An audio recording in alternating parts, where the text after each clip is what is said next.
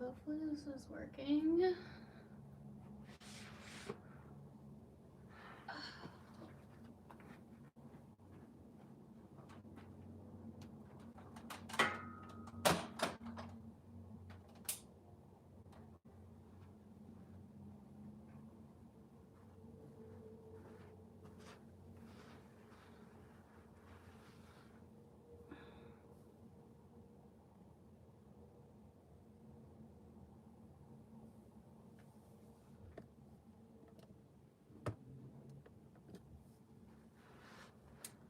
Anyone can see me and hear me, please let me know.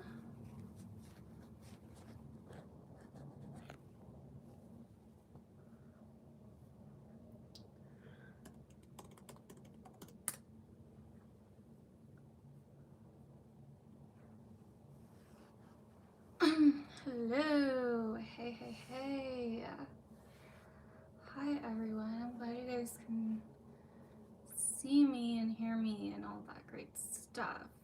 Hi Chris, hi Chakra Doctor, hi Jody, hi Crow 999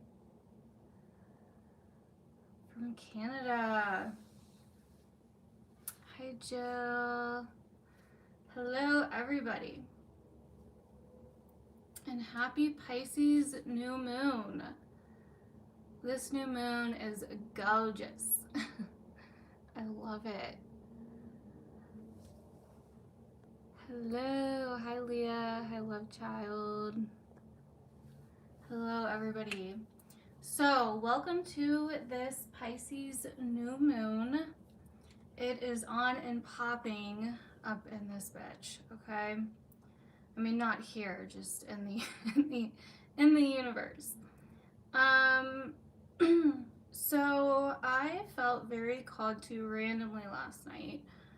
I decided to go live because a few things ended up coming through that I wanted to really share with you guys. I also kind of just out of nowhere had this really powerful ritual come up that I shared over on Patreon. I wrote a post about this ritual that came to me over on Patreon that I did last night and I'm going to do again tonight, so that's over there.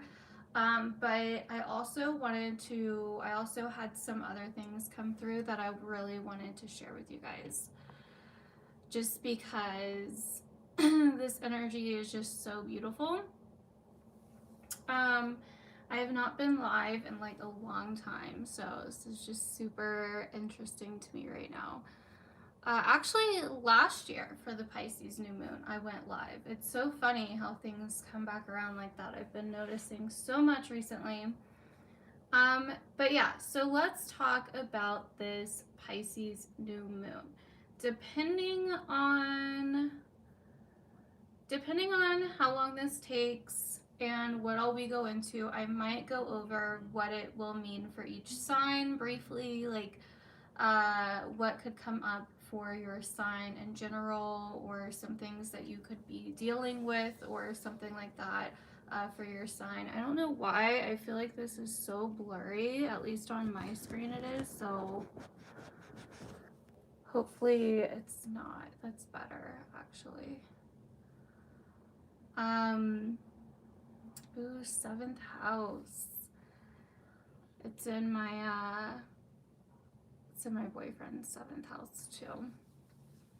Which means I'm the shit, basically.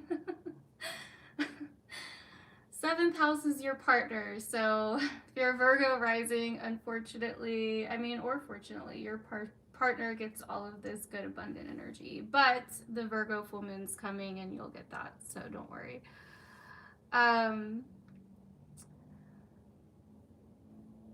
Yeah, I know.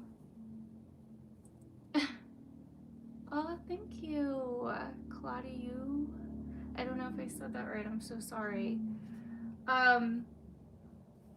Okay, so let's get into it. So first off, I wasn't sure how this was gonna play out, honestly, because we have all this shit in Aquarius, and We also have all this shit in Pisces. Like I said in my monthly video, we have both Aquarius and Pisces, like, are the two major signs this month, because that's basically where all the planets will be besides Uranus, Pluto, and the uh, the moon. I mean, the moon goes quick, so it kind of moves through shit very quickly.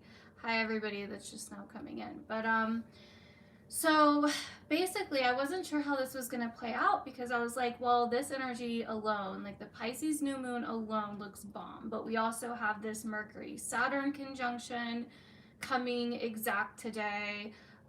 We also have this Venus Mars Pluto conjunction coming exact today. And so it's like all coming to a head today. And it's almost like the Pisces new moon energy, in my opinion, from what I have felt, because the energy has just been so like dreamy and mystical and abundant, like optimistic and hopeful. Like I really hope that you guys have been able to feel that energy today. I mean, yes, it's not to say that the whole day has been like that, but just the underlying energy I feel has been just so beautiful. It's just so abundant and optimistic and just so hopeful. And so I really kind of feel like, so here's the thing.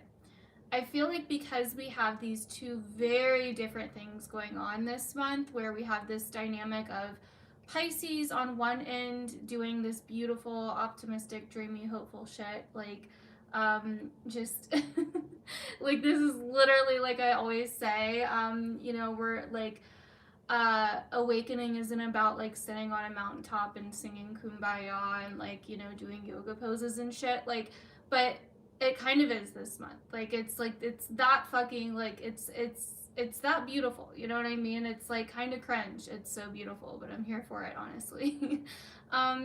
So but then we also have this really heavy, dense Aquarian energy that's like, it's heavy, it's dense, it's restrictive. And so, like I said in my video I uploaded yesterday, we kind of have these two different dynamics going on of Pisces and Aquarius. And I think that at this point, it may even be something that I kind of came into last night as you have the option right now to choose what reality that you want to live in.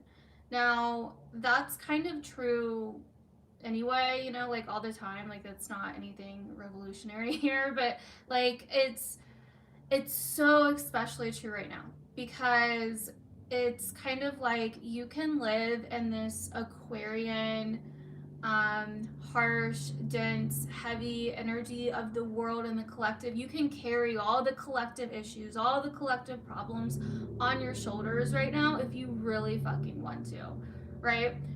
But you don't have to. And that's the beauty. And that's really what I'm getting for this new moon.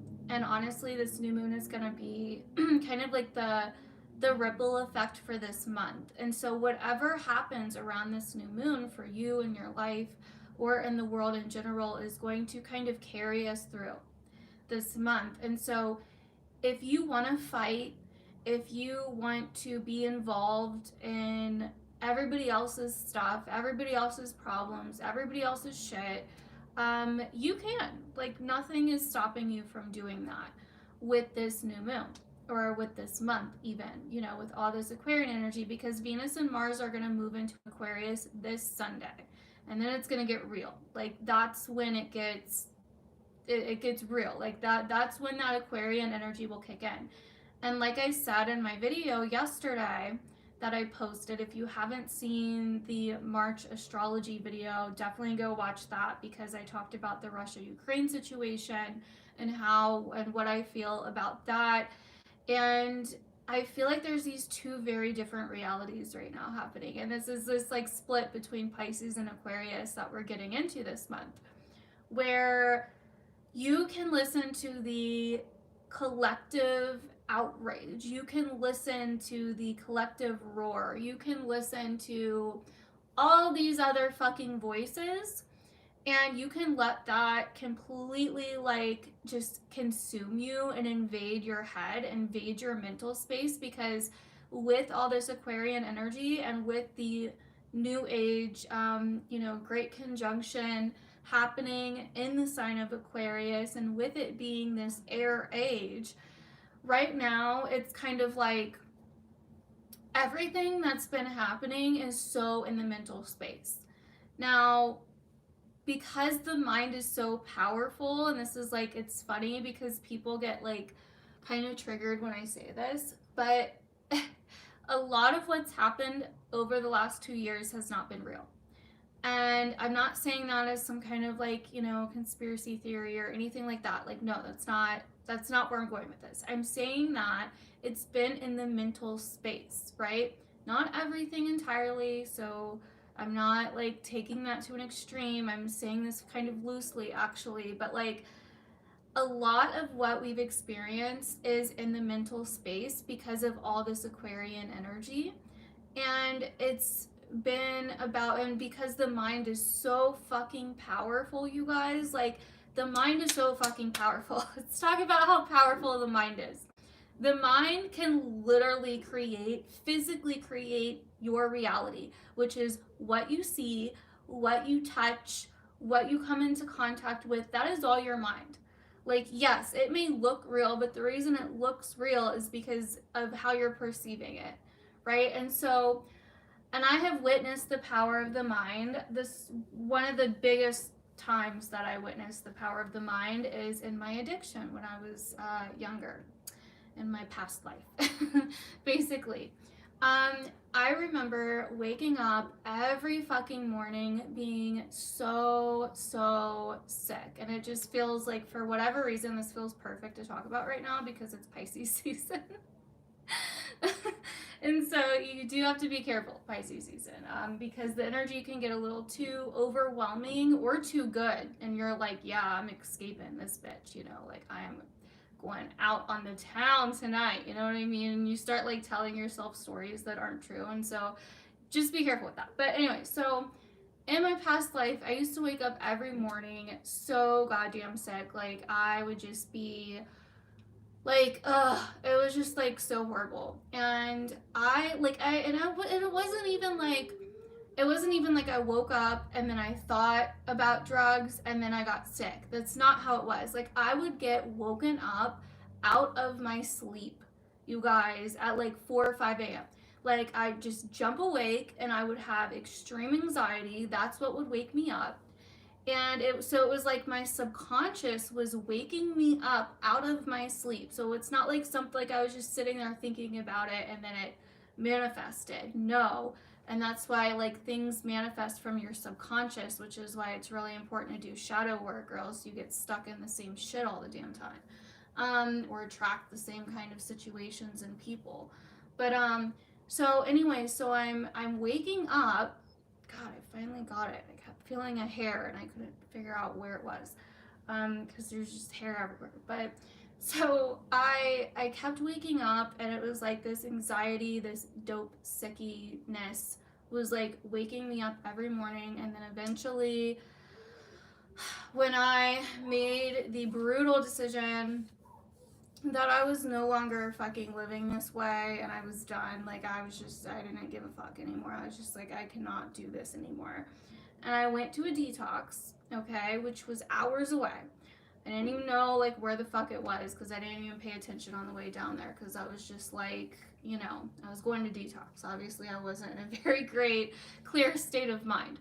So I end up at this detox and I'm hours away from home and I don't even have anyone I can call because like at that point, when you're an addict, you just drive everybody out of your life in some way or another. So I only had one person to call and I knew like, and it was the person that dropped me off, and I knew his ass was not coming to get me because like I was sick of him and he was sick of me at that point. But so I get there and I'm at this detox, and the very next day, okay, and remind you, before I get to this detox, for like 6 months every fucking morning I like would wake up out of my sleep And it shouldn't have even been happening because I had like basically, I should have had enough the day before to not make me sick again until like, because it hadn't even basically been 24 hours. And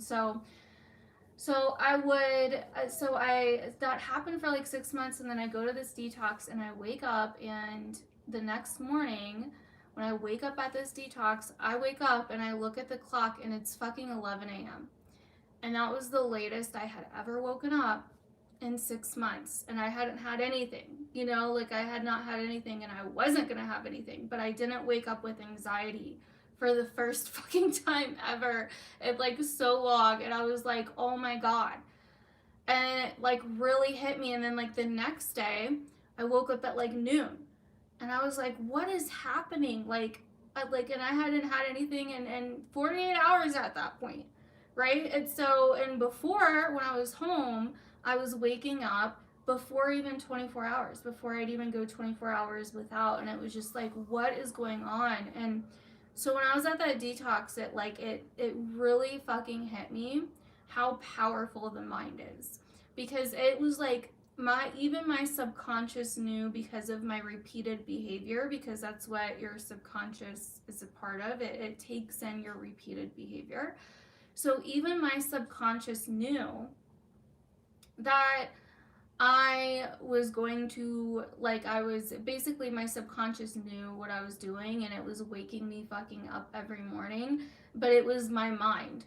Because how is it that I'm sleeping fine, waking up fine, a couple hours away, when my mind knows that there's no way that I can get anything? You know what I mean? I'm like, there's no way I can get anything. That's when I could finally sleep, right? That's when I wasn't waking up with anxiety. And so that to me, because those withdrawals felt so real, like they were real because my mind made them real. And it wasn't like I was choosing to make them real. You know what I mean? Like it was happening without my like conscious awareness. You know what I mean? And it would piss me off too when people would say, oh, it's all in your mind and this, that, and the other. But honestly, like they were fucking right.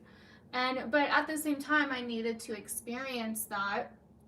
You can't use drugs without consequences, right?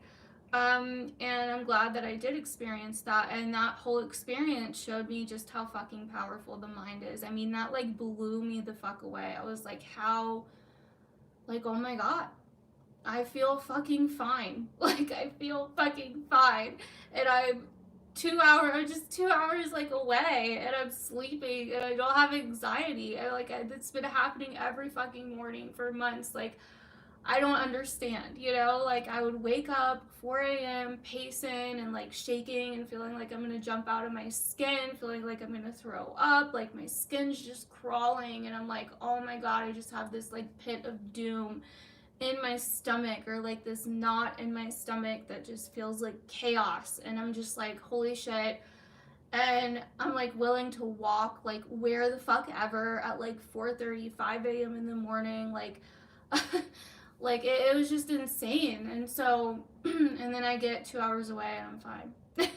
And it's just like, that's just how crazy the mind is. And so anyway, so the reason that I'm saying all of this is because the last couple of years has been so mental. It's been so in air. It's been so in the air realm, right? Like Aquarius is air. And we can get so in the air realm that what we are thinking ends up happening in our reality. It ends up being created in our reality, or we end up drawing it into us without even realizing it, right? Like we really do. Like if you have a belief system, you will only look at things and like subconsciously search out things that prove you right, right?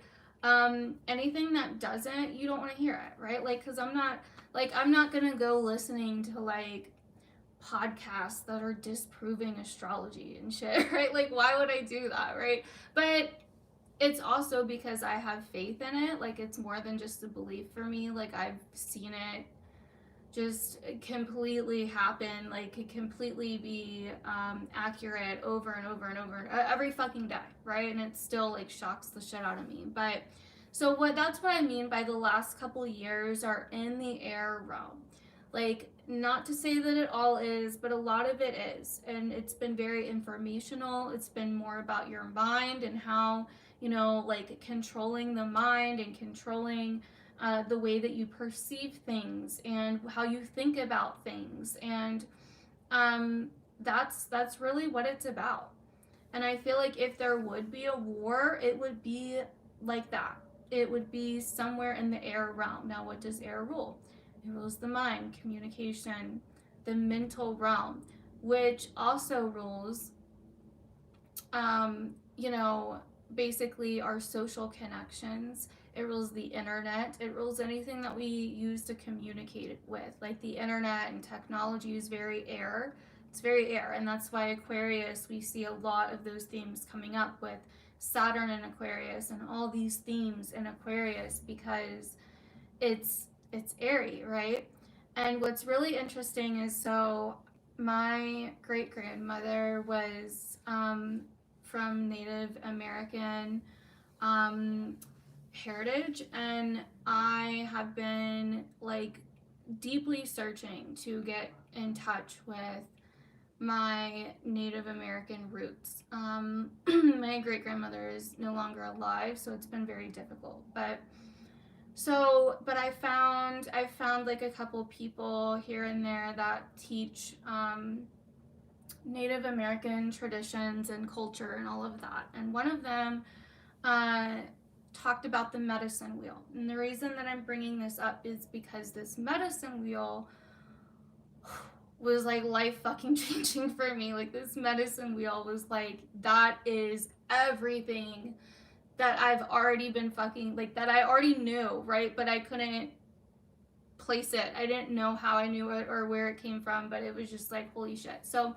anyways, on this medicine wheel, it has the different colors of, so it has like the different colors and they're associated with the seasons. But I mean, there's some medicine wheels are a little bit different than others depending on, the tribe and the culture and all of that. But like, the one that I specifically found seemed to relate the most from my point of view, how I perceive it.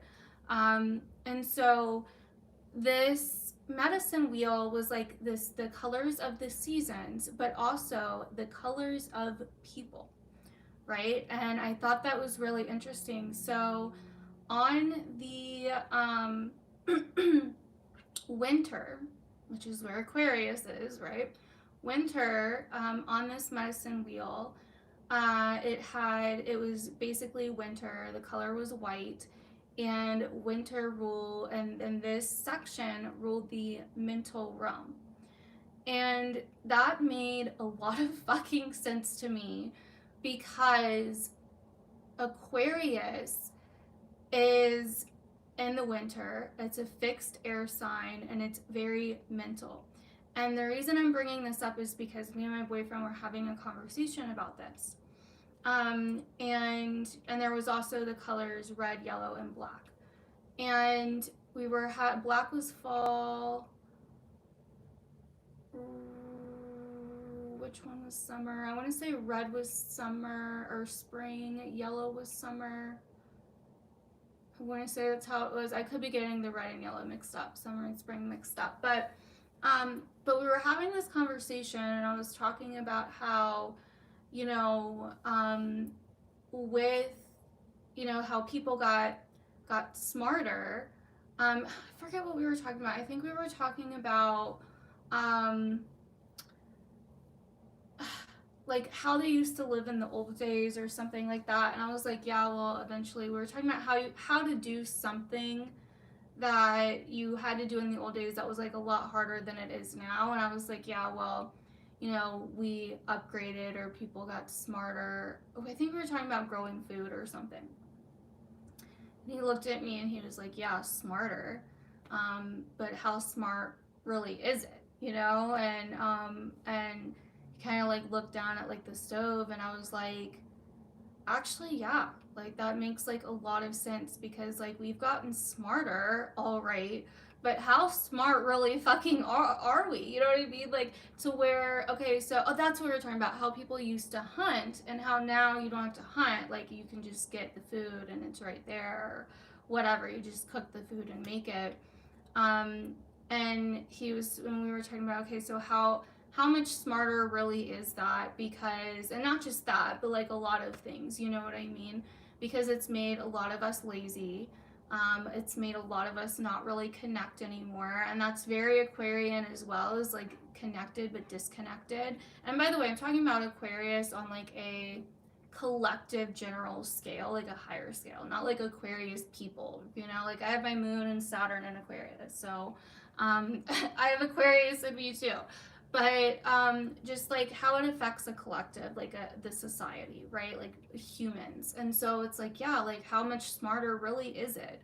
You know what I mean? Because actually, while we're so up here, we're so disconnected from down here, right? The body, the land, the earth, right? Like we are so fucking disconnected. And so, but yeah, that just made like a lot of sense to me, where it's like, and that's kind of this Aquarian energy where everything's up here, everything's in the mental realm, everything's in the airy, like lighter realms where you're not being very grounded. And so it can be very easy to get caught up on a wave, right? To get caught up on those little zigzags of Aquarius and to kind of follow without even realizing it what other people are saying, what's going on, a certain narrative, or a group of people, or whatever the case may be. It can get so easy to get caught up in that. And I was talking about this on my Patreon too a little bit, where last year I got so fucking caught up in information. Like I was just constantly in information about what was going on in the world, and really like a lot of it started out as because I made my predictions at the end of 2020 about the you know what that I cannot name, and how I just didn't have like a good feeling about it because of the Saturn Uranus square and how that aligns in history with scientific backlash and the same exact thing that we're dealing with now, basically. And so I was keeping my eye on that for a while, but I got because I wanted to be proven wrong. Like I wanted to be wrong. Like I fucking prayed that I was wrong. And so I got so sucked into that, and I got so in air that I was like forgetting my reality. I was like forgetting to live. I was forgetting to like be in my body. I was forgetting to like just do normal everyday shit, to live my life, to have any pleasure, to connect with people and like in real life, not on the internet, or not, through, some kind of like online shit, I was forgetting so much to talk to people. I was just like, it was just like really fucking, I was constantly in fear, and I would like do the work to accept the fear, but then something else would come up and I would just get pulled right back into it. I'm like, oh my God, look at this. And oh my God, look at this. And I don't regret that time because it led to a lot of awakening. Like I awakened to things that were going on in the world that I had no idea about. I awakened to the healthcare industry. I awakened to big pharma. I awakened to the food industry. I realized how the whole opiate epidemic started and how fucked up that was. And like, it just like, it was very interesting and I learned a lot. But at some point I got to a point where I was like, you know what? I'm so sick of living in fear of what might happen, because when I look outside my window, everything's okay. And for a while I was scared to like admit that, because I was like, well, that sounds ignorant, because, it's not okay in other places. And you see the news and you see that it's not okay in other places. So like, yeah, just because it's okay here now, like, what about if it happens here? What about if shit starts popping off here? And I don't know, I just got to a point where I was like, okay, it's okay to be informed about what's going on in the world. And that's when like the South Node was in Sag. Like, it's okay to be informed about that, but really we were not supposed to know every fucking horrible thing going on throughout the whole entire world. Like, we were not meant to know that. Like, back in the day when there was no like media or technology or like all this stuff, like it's like we just knew what was going on in our village, our community, our neighborhood, whatever, like, and that was that. Right? Like, oh, like Bob went and got milk today, or you know, Tom went and milked the cows, you know, like that was it, right? No, not the war. Their solution to the pandemic is what I cannot mention. Yes, David, that. So anyway, so I don't know, I just got to a point where I was like, this is too fucking much and I just need to like live my fucking life. And so I started living my life and I stayed informed and I still stay informed, but I can just tell, like, if I turn something on and they're like, you can kind of tell when someone is like trying to scare you versus just like inform you of what's going on, or maybe they're just scared themselves, but they're not trying to scare you, they're just scared themselves, or they're just trying to like tell you straight up what's happening.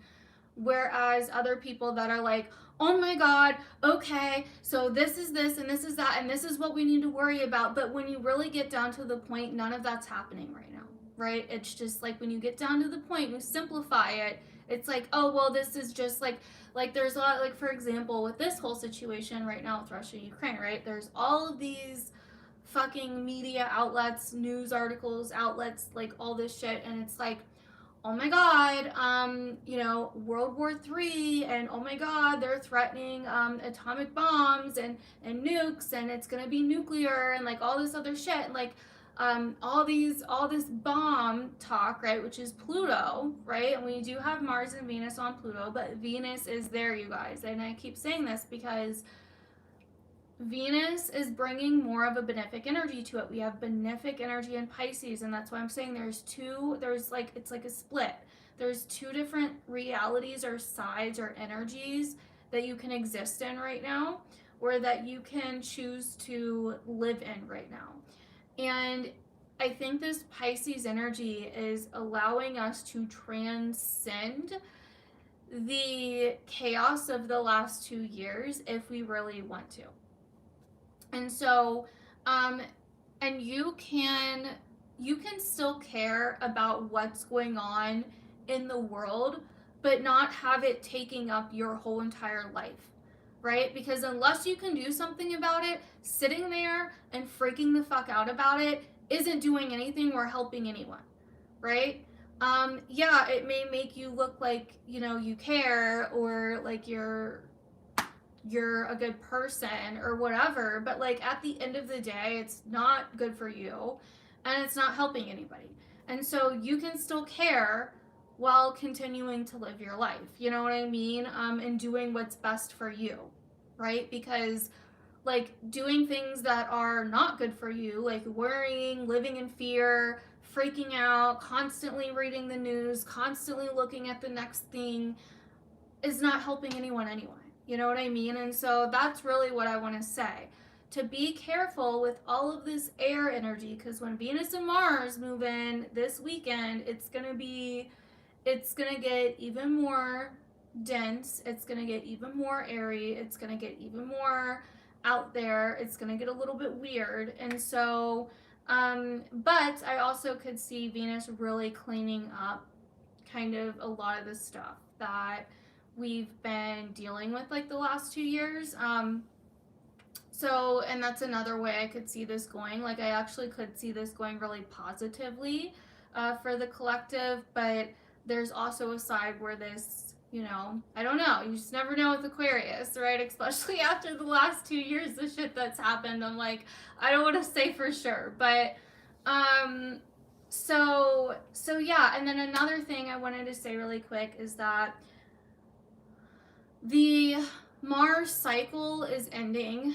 So, and this is a big cycle. The beginning of this cycle started the pandemic, right? And so the end of this cycle is literally like is happening now, right? Over these next couple weeks when Mars will really over this next really okay, yeah. So over the next couple weeks, Mars will move into Aquarius this coming Sunday.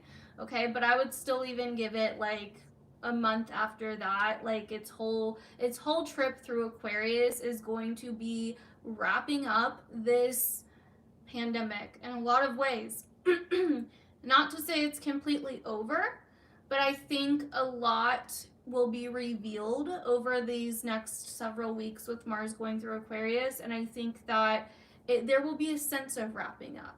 And it's really interesting because I've been seeing, a lot of the restrictions get lifted. I've been seeing a lot of the mandates dropped. Biden did his State of the Union address last night, and that was really interesting. And he kind of seemed like, first off, he was talking about freedom after he basically said it wasn't about freedom not that long ago, but he really changed his tune, so to say. And I kept saying that this month was like a turning point, you know what I mean? And so, but it really kind of seemed like they are easing up a lot. And so I think this month is going to show us what's next. Are we going to continue this whole saga of the pandemic, or are we going to have something new going to come in? But right now I really feel like this month is going to be a lot about reconciling your mind, listening to your internal self and your intuition. Like if you get disturbed at all this month, or you start feeling overwhelmed, or you start feeling stressed out, or you start feeling like like there's something wrong, or you're scared, or you're fearful, or whatever the case may be, stop for a second. Whatever you're doing, stop, because obviously that's triggering or not helping. Take some time for yourself, move away, be like a fish, run away. Not from how you feel, but from whatever's around you, right? Like take some space for yourself, basically, right? Retreat. And that was in a lot of the readings for March as well. Like a lot of signs got a lot of like retreating and moving away. And that video will be out tomorrow. Since I decided to do this live, it's kind of, I'm not editing like I should be. So it'll be out tomorrow, but it's done, so that's good. And I'm not editing it a whole bunch, so it won't take that long. But anyways, let me drink this water really quick. I will read some of your guys' comments here in a second. I just don't want to get too distracted. Thank you, Carrie. Happy new moon to you too. I really, really appreciate that.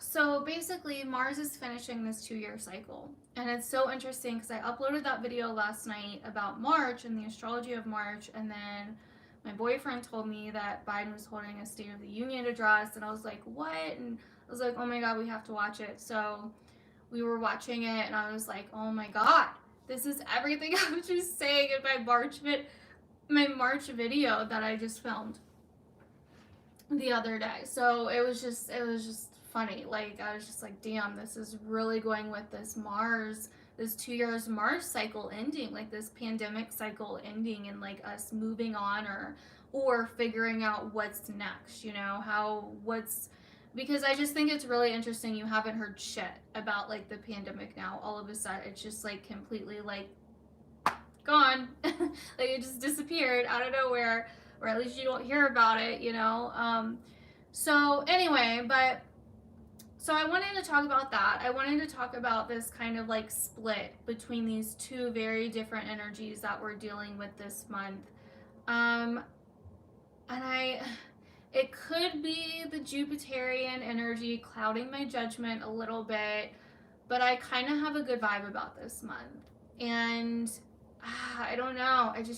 I weirdly feel at peace. Even though there's a bunch of crazy shit happening and a bunch of crazy people are telling me to be scared or whatever, I feel at peace, and that is such a sovereign feeling. And so I really do suggest to disconnect a little bit more this month. It will be very extremely helpful. I really suggest to feel what you feel when you get overwhelmed or when you get a little bit too caught up in some kind of disturbance, stress, or fear. Take a step back and get right with yourself. Feel whatever you feel, allow it to move through you. I shared on my community page my Pisces New Moon Live from last year. And I talked a lot in that live. It's got timestamps of when it starts and all of that, because we were talking a little bit in the beginning. But in that live, I talked a lot about emotional healing and how to feel your feelings and what that does, and just like the importance of the emotional realm.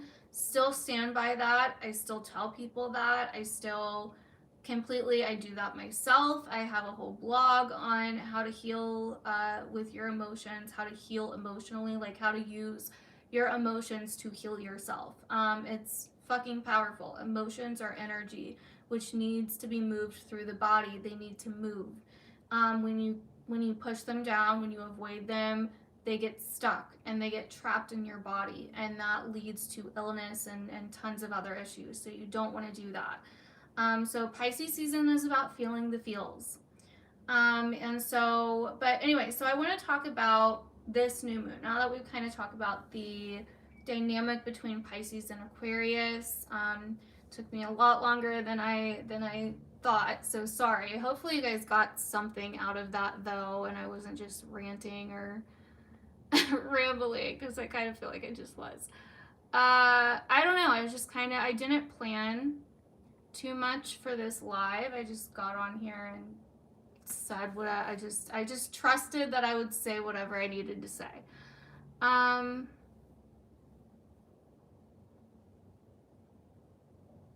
Yes, Chris, I completely agree.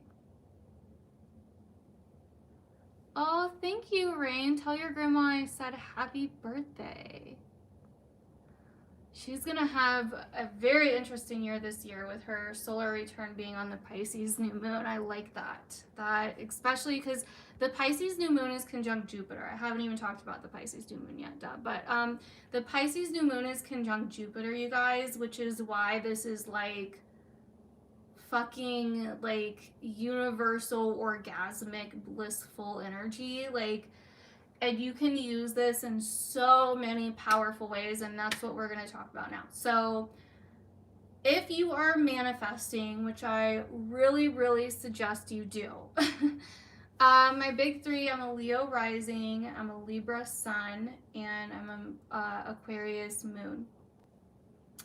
So if you are manifesting, which I really suggest that you do for this one, this is like the fucking new moon to manifest for. Like, you do not want to miss out, okay? This new moon has a ton of opportunities. It has a ton of potential surrounding it. It's like anything is fucking possible right now. Miracles are fucking possible right now, okay? Like, fucking miracles are possible. So dream big, okay? This is not about like, oh, I hope I find $50 for my electric bill, you know? Like, this is like, fuck, I hope I start making like 5K more a month, you know? Like, I hope I start making, I hope I get to, I hope I make like $500,000 by the end of the year or something. And not even I hope, like, it doesn't even, it's actually not good to say it that way. I don't know why I'm saying it that way, but not necessarily hope, but this is about stepping into the energy and doing it now, embodying it, becoming it, right? Pisces merges, Pisces integrates, Pisces unifies, right? Pisces like literally embraces and merges, right? It's about being in the vastness of something rather than running away from it. Thank you so much. Thank you so much, Monk, 420. Really appreciate that. So with us Pisces energy, you can do so fucking much. Like anything's possible. And that's what I was channeling last night. I'm like, holy shit. This energy, like I could really feel Jupiter. And I wasn't oh, Monica, thank you. Or Monica. And I wasn't really sure how to like, so when I was feeling this, so I wasn't really sure if it was gonna be this way or not because of all the other heavy stuff going on. And that's what I'm saying. So there's this kind of two-way street where it's like things are blooming and like just like fucking magical, and then things are like not magical, kind of like hard or heavy or dense. And so it's kind of like finding ways to release your mental energy this month, finding ways to let go of all that mental shit. Like, I just not listening to everybody else and what they have going on and what they're saying, and, you know, or listening to all of the media or the collective fear or all of that stuff. And yeah, so I feel like it's a time where you have to really step into your potential. That is this new moon. It is about, yes, two different realities existing right now. And there's also this like energy as well. I want to say about that too really quick, is that it can almost seem like a little bit of gaslighting at times, where people are either ignoring or kind of overlooking like the heavier or more denser energies.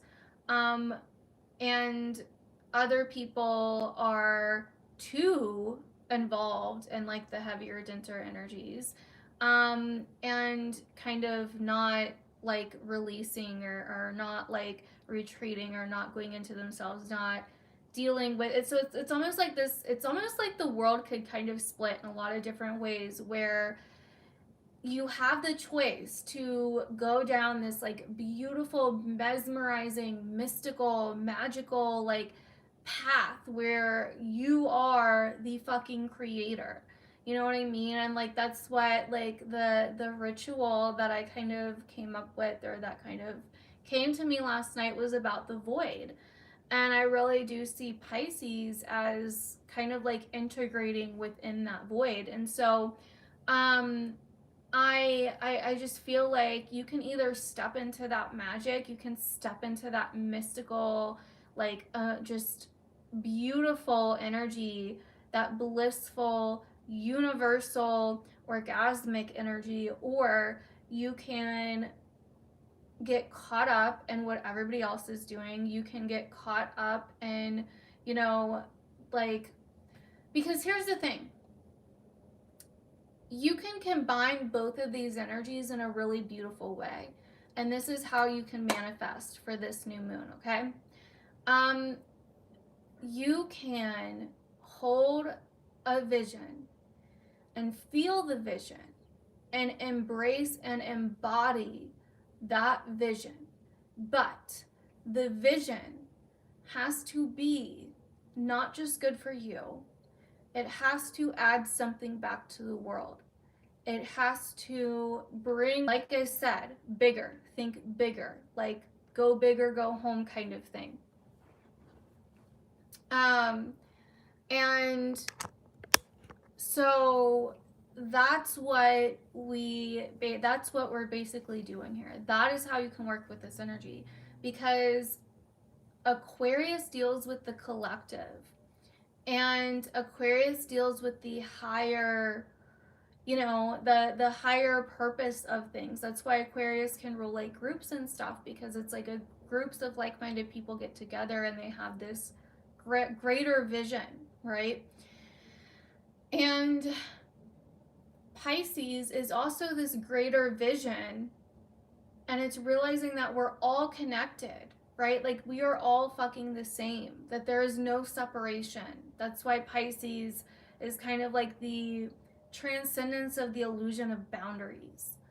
And so, and it kind of has like this vastness, or this like no bound kind of, you know, like energy with it that you always hear with Pisces. And so that's why. And so with this, if we can hold that vision for ourselves, if we can like truly step into a place of embodying the person that we have to be that vision, because we already are that person. It's just a matter of closing the illusion of the gap. Hopefully that makes sense. I feel like I just said that like so fucking perfectly. It was kind of strange. But it's a matter of closing the illusion of the gap. So let me say that again. If you can hold that vision of what you want, what you're manifesting, your vision for yourself, your vision for what it is that you want, and you can hold that vision, you can feel it, you can see it in your mind's eye, and then you embody it, you become it. And how you do that is to become the person that is needed to make that vision happen. And so you have to close the gap between you and that person. There's no, like, you, and close the illusion of the separation, right? Because you think that, oh, if I just had this, or if I was just like this, or if I could stop doing this, or if I could just get here, or if I had more of this, then I would be where I wanted to be, right? That's still separation. You're still thinking in terms of like separation, right? You're still thinking in linear terms. You're still thinking that you're here and you have to get over here, right? Where that's not the case. It's happening right fucking now. And that's what Pisces is about. Like, it's all happening right now. It's closing that space between that gap between space and time. And it's embodying it and embracing it right now. Thank you so, so much, Robin. You too. And yes, Monica, I do remember you now. I'm sorry, I couldn't, my chat is so small, so I couldn't really see your picture that well to tell if it was you or not. Another really beautiful thing about Pisces is in mythology, I heard this once, it's referenced as the mother of monsters, which makes a lot of sense to me. Like, when you think about the ocean, man, I don't know about you, but the ocean scares the living hell out of me. Like, so much fucking respect for the ocean, but it scares the living hell out of me.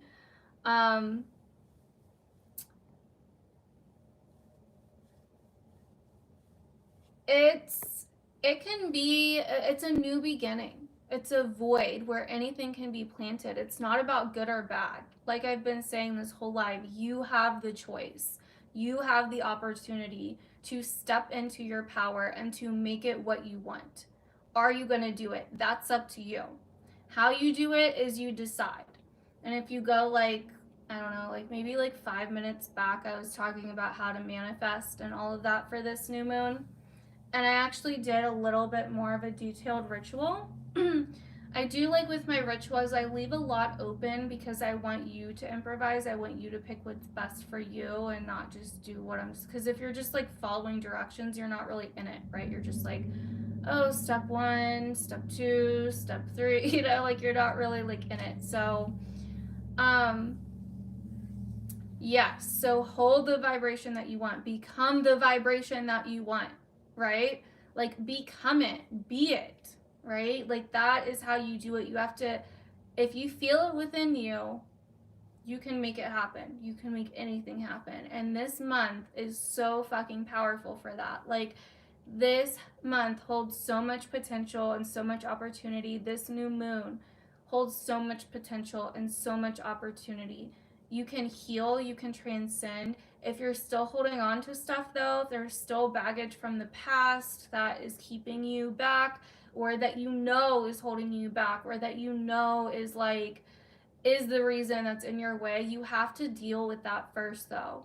You have to feel whatever it is that you've been neglecting, avoiding, escaping, running from. You have to truly feel it and allow that energy to move, because by allowing yourself to feel it, the energy moves, right? It's uncomfortable if it's not like the best feeling, like if it's sadness or, you know, guilt, shame, resentment.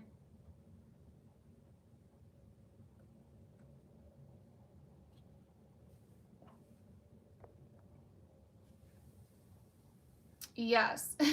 The ocean is like, yeah. So Pisces is the mother of monsters. There's a lot of fucked up things in the ocean. I mean, we don't even know, right? Like we don't even fucking know.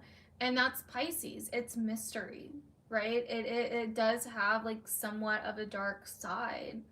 Um and it is transcending the boundaries, and that can go into darkness because you can transcend boundaries in a way where, like I was saying earlier, like I used to be an addict, I was transcending my reality, my boundaries, in that way, you know what I mean, which was not obviously healthy or good or whatever. um I mean, it wasn't, I wouldn't say it wasn't good. I mean, it wasn't, but you know what I mean. Like, good and bad are kind of fucked up, but you know what I mean. So, anyway, I would say that Pisces, this Pisces season, it is what you make of it. But definitely remember to feel your fucking feelings. Like, I cannot stress that enough. Let energy run through you, right? Like, accept it, embrace it, right? And you have the power to turn that emotion into anything that you want. It does not have to be like, oh, I'm having a bad day because I'm late for work. Like that, you're choosing to do that. You don't have to have a bad day. You're choosing to have a bad day because you were late for work. You know what I mean? Like, that's all you, right? And like, the sooner we can start taking accountability for ourselves, the sooner that we can start saying, like, okay, I'm responsible for my feelings, the sooner we can like move through it. I actually call it emotional alchemy a lot of the time, because it really can. And your emotions, when you can also start looking at your emotions as reflections of things that need to be worked through, things that, you know, you need to pay attention to. The way that I also look at emotions is like, there's a few different ways I look at emotions. Okay, are you ready for this? So number one, I look at emotions as the universe is expressing through us. For us to truly experience this life, this reality, this world, emotions have to be there. And to experience the beautiful parts of our lives, the pleasure, the love, the growth, all of those types of things, we also have to experience the painful ones. We also have to experience misery, because we would not understand love and pleasure without having been through something miserable. Because then it would just always be love and pleasure, and there would be no contrast to say, oh, this feels good or this does not feel good, right? There would be no contrast to say this feels good. You wouldn't know it felt good because there would be no other thing, you know, to compare it to. Especially there'd be no other opposite, you know. Yes, duality. Duality is like my jam. If you've been following me for a while, you know that. And I've done tons of like workshops and stuff on my Patreon about duality, um, and polarity, and how like yin and yang and that whole philosophy, and just like, it's just, oh, I love it. But it changed my life. I would say after my awakening, that was like the main thing that I really got into, that really started changing the way that I looked at everything. And it really helped me kind of start processing like my life in a lot of ways. So so when you can see pleasure and pain as equal, And this is very relevant too because pleasure is Taurus, where the North Node is, and pain is Scorpio, where the South Node is. Pleasure is Venus, right? Pain can be Mars, and both are conjunct right now. So when we can start seeing, and this is like the time to start seeing the beautiful, the beauty, and the beast as both equal. Not, I prefer one over the other, or, you know, this one's better, this one's worse. And when we can start looking at life that way, when we can start saying, okay, like today's a good day, but not all days are going to be good, and there's something to be learned in the bad days, you know what I mean? And those bad days, you know, when we can stop stressing about the bad day, and we can realize that first, we are doing it to ourselves most of the time. Yes, there are circumstances where something is being done to us and we are the victims of something, but how we heal from that is our responsibility. How we solve that, how we move forward from that is our responsibility. No one can get inside of you and, you know, move shit around and be like, okay, you're all healed, you know, like I did the work for you, you know, like we have to do it ourselves because we are capable, we are worthy, we are fucking powerful, and we don't even realize how powerful we are half the fucking time. And we wait around for somebody else to come and rescue us, to come and save us, to come and, like, you know, for something to switch something up instead of taking matters into our own hands and embracing the very archetype that we're waiting for elsewhere. Instead of embracing and embodying the rescuer, we are choosing to embody the victim or the one that needs rescued, right? And so when we can start embodying the exact thing that we're looking for, the exact thing that we need, that is when things start fucking moving, right? And we start feeling like we become our own savior, we become our own hero, and we feel empowered and confident as fuck because we just did some crazy ass shit that we didn't think that we could do. So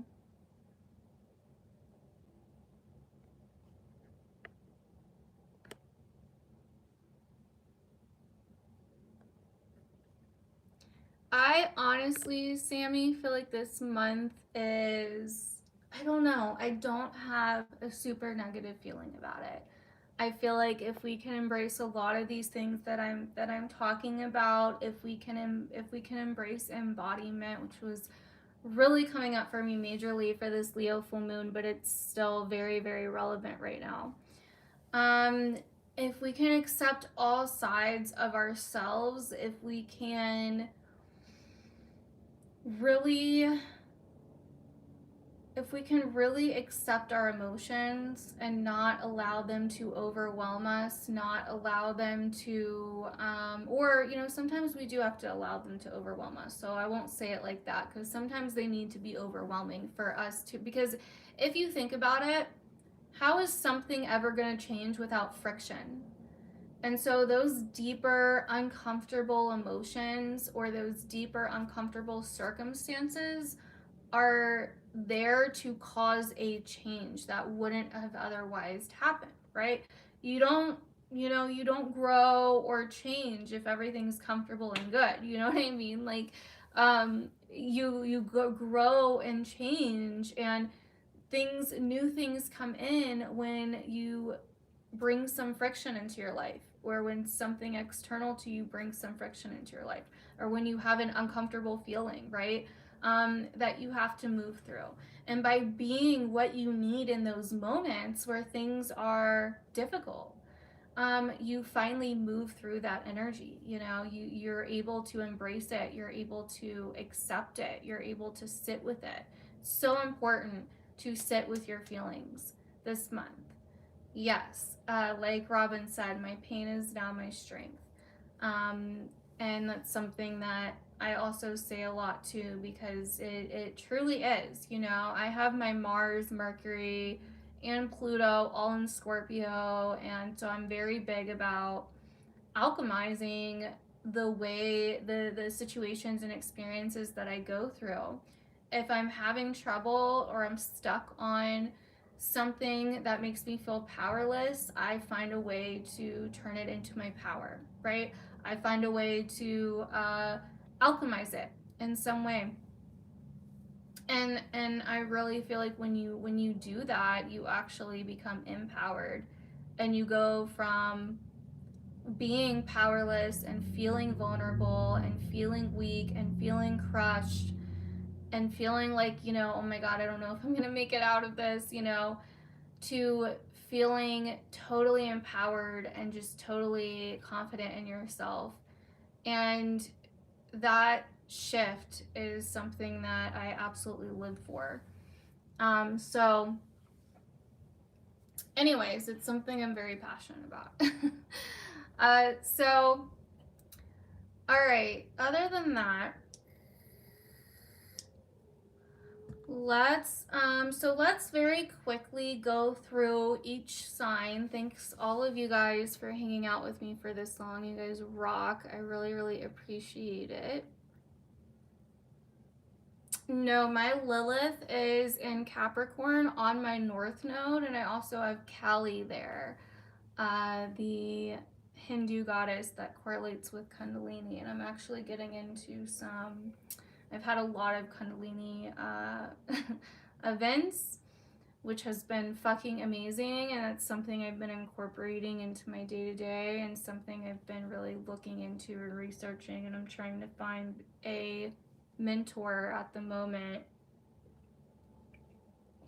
for Kundalini energy. It's something that I really, really want to start incorporating into my own day-to-day spiritual practice, but also my practice with others. And speaking of which, I'm going to have a lot of really big stuff coming out this year, like courses and healing workshops. I've been getting really, really back into my spirituality, because for a while I was still spiritual, like I was still doing a lot of stuff, but I wasn't really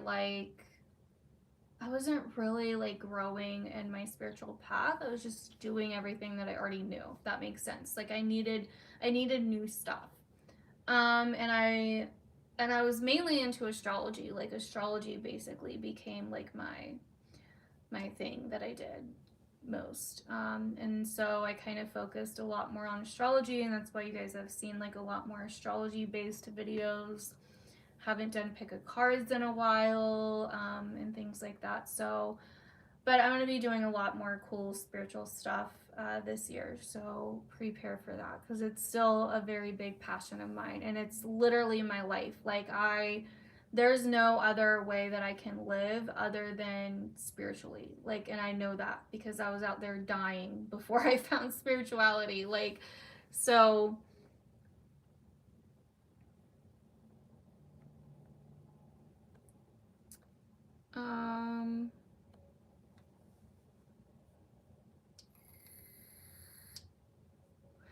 yes, you can find Kali in the chart. Yeah. Kali is 4227 if you're on astro.com and you type in the asteroids. Working with Kundalini, are you talking about Robin? I don't think I've heard of him.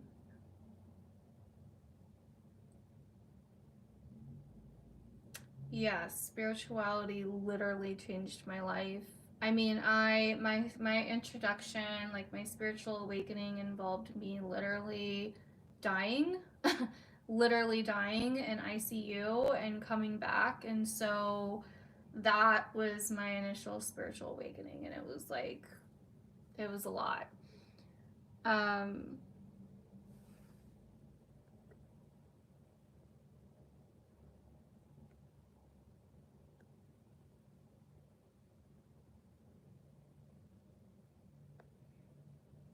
Oh, thank you. So there's a lot of different Liliths. I don't remember. You can look up like Black Moon Lilith. But there's like a few different Liliths, but you can Google like what number she is or what code she is for astro.com, and you type in that number code in the asteroid section, and you can see where all your different Liliths are. There's like a few different Liliths, and I used to have like an idea to do a video on Lilith, based on this really wonderful breakdown of the different Liliths I found, that and I wanted to talk about in a video, but I never did that. But it's still an idea that I have, so I might do that one day, because like the main three Liliths, like their story is basically like the maiden, mother, and crone, and they each stand for different things, and so where they are in your chart can really tell you a lot. And it's like actually like it was actually super fucking accurate for me. But I have one of my Liliths like literally right conjunct my North Node with Cali, with Uranus, with Neptune, all on my North Node in Capricorn in the 6th house. Boring as fuck. Other than, the planets being there aren't boring, but Capricorn 6th house is kind of boring. But, and I say that because it's my North Node.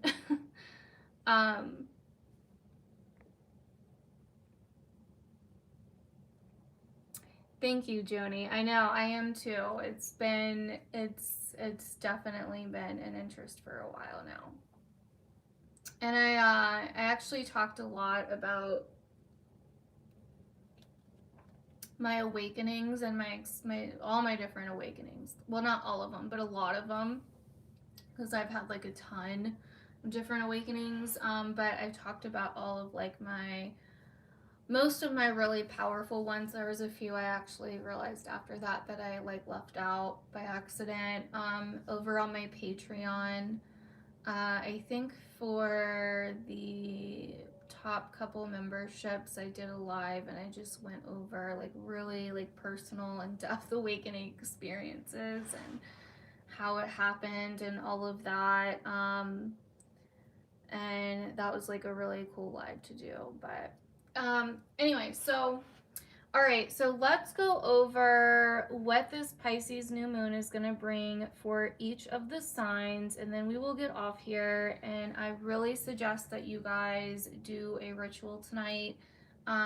You don't have to do what I said to do earlier, but I would definitely suggest doing some kind of manifestation tonight, because the energy is so powerful and abundant right now, and so much can happen, right? Like so much can happen. And I mean, like literally this is like miracle creating, miracle birthing kind of energy.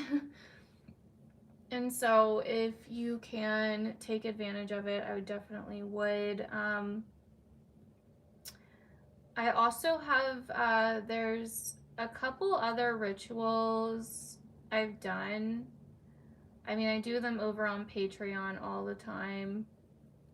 I have a bunch on Patreon, but I also have, like, if you're looking for, I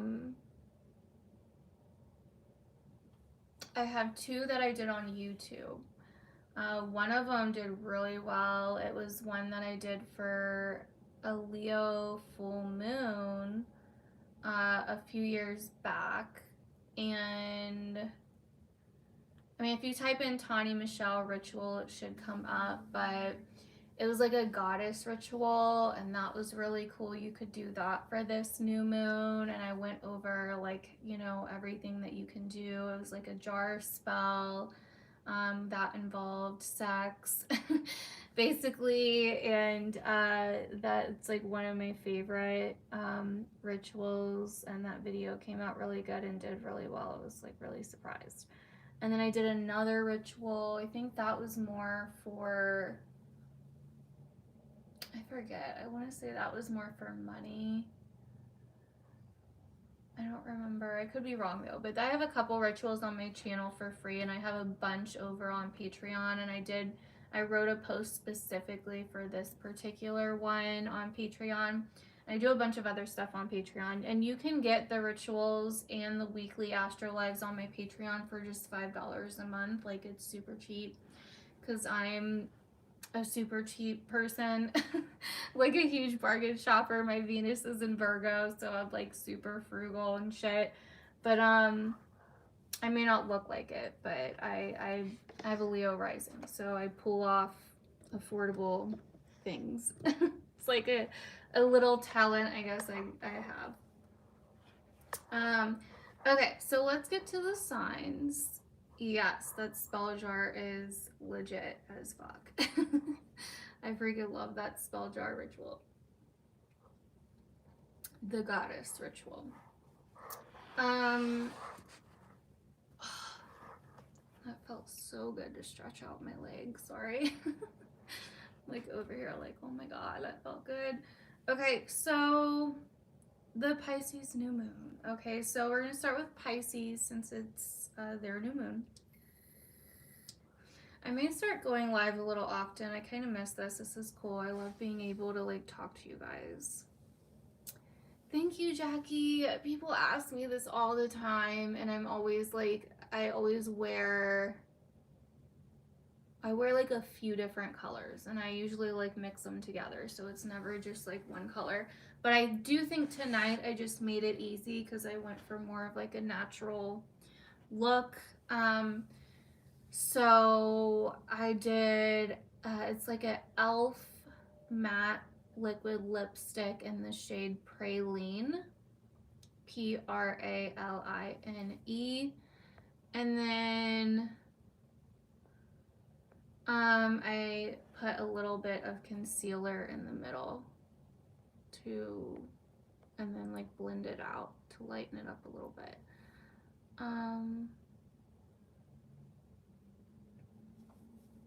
Yeah. Okay, so let's talk about Pisces. For Pisces, this new moon's happening in the first house. As I always say, if you guys catch my new moon videos, new moon, new you. And so, yeah. This new moon is conjunct Jupiter.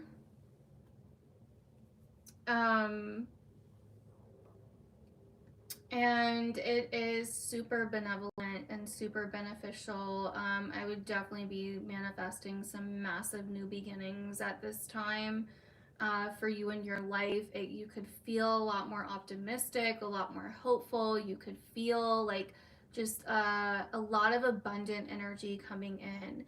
Now, you do have a lot going on in your 12th and your 11th, so I do feel like there probably is like a lot changing in terms of your friends, your social life, your ambitions, and how you interact with the world and like-minded people. So there could be some drama going on there, or you could just be making a lot of changes in that department. And also, you have the Mercury Saturn conjunction in your 12th, so it could be a time where, I really feel like this could be some cutting away some things, like a major turning point in your life where you're like, you know what, I'm ending this thing, I'm getting away from this, or this group of people, or, this friend or this social circle, or whatever the case may be. Or it could be a time where you're like, you know what, I'm sick of not going after my goals, or I'm sick of not going after my ambitions, and I'm sick of giving into these self-defeating, self-sabotaging behaviors. So boom, this is what I'm gonna do now. So yeah, that's what I'm seeing for Pisces. And happy birthday if you are a Pisces sun. And as always, these will resonate more for Pisces risings and for your rising sign though, because it's how your chart is set up. Let me explain that really quick while I have you guys here. So when you have a chart, right, it may be backwards for you, but for me, Pisces is on the rising, which makes this new moon happening in their first house, right? So if I go forward, so let's say you're a Pisces sun with an Aries rising, right? And you try to listen to Pisces, and I'm talking about Pisces rising, it's not in your first house because your first house is Aries. If you're an Aries rising, right? So that's why it won't resonate for you really, because that's not how your houses are set up. So it's kind of like, so if you like the wheel, was it called the Wheel of Fortune? What was that show with Vanna White where they spin the wheel? What is it called? I forget what it's called. But if you think about that wheel, right? Like on that show where they spin the wheel and like it lands on something and you get money and you know, whatever. It's that game show. I forget what it's fucking called. And it had like the girl in like the nice dresses. I think her name was Vanna White. And was it, I don't know if it was called the Wheel of Fortune. Okay, it was called the Wheel of Fortune. Okay, so basically, let's say that let's say that that wheel and that show, right? Let's say that it was numbered 1 through 12, right? And all the numbers are in order on the wheel. So when you spin the wheel, it goes round and round and it can land on any number, right? But whatever number it lands on, the numbers are still going to be in order. So even if it lands on 7, the number after is going to be 8, the number after that's going to be 9, the number after that's going to be 10, the number after that's going to be 11, the number after that's going to be 12, the number before it is going to be 6, 5, 4, 3, 2, 1, right? So the numbers are still in order, it's just starting on a different number, right? Like the numbers are still 1 through 12, they're still all in order, it's just starting on number 7 instead of a different number, right? Instead of number 1. That's how astrology is, right? The signs are still all in order. Oh, whoops. The signs are still all in order, but through the day, because the earth spins and everything's fucking spinning in the damn sky, nothing's still to calculate it, because at different times of the day, the sky, you know, certain parts of the sky will have different signs there.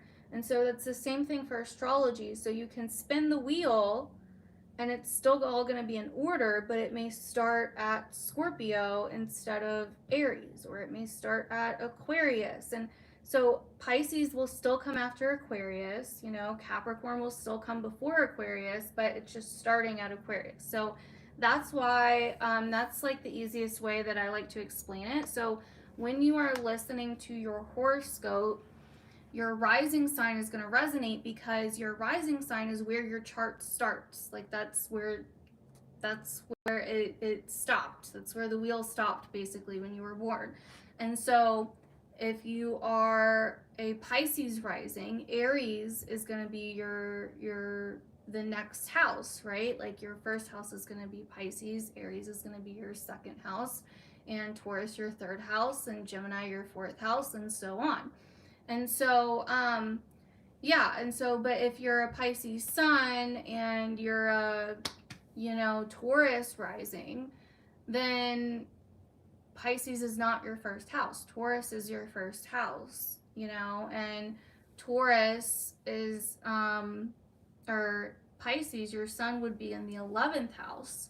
And so if you're listening to a Pisces horoscope, and I'm talking about how this new moon right now is happening in your first house, that's not true for you if you're a Taurus rising.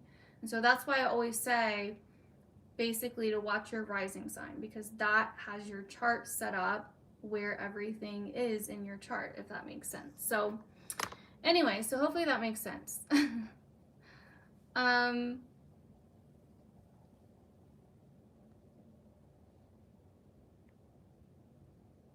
Thank you guys.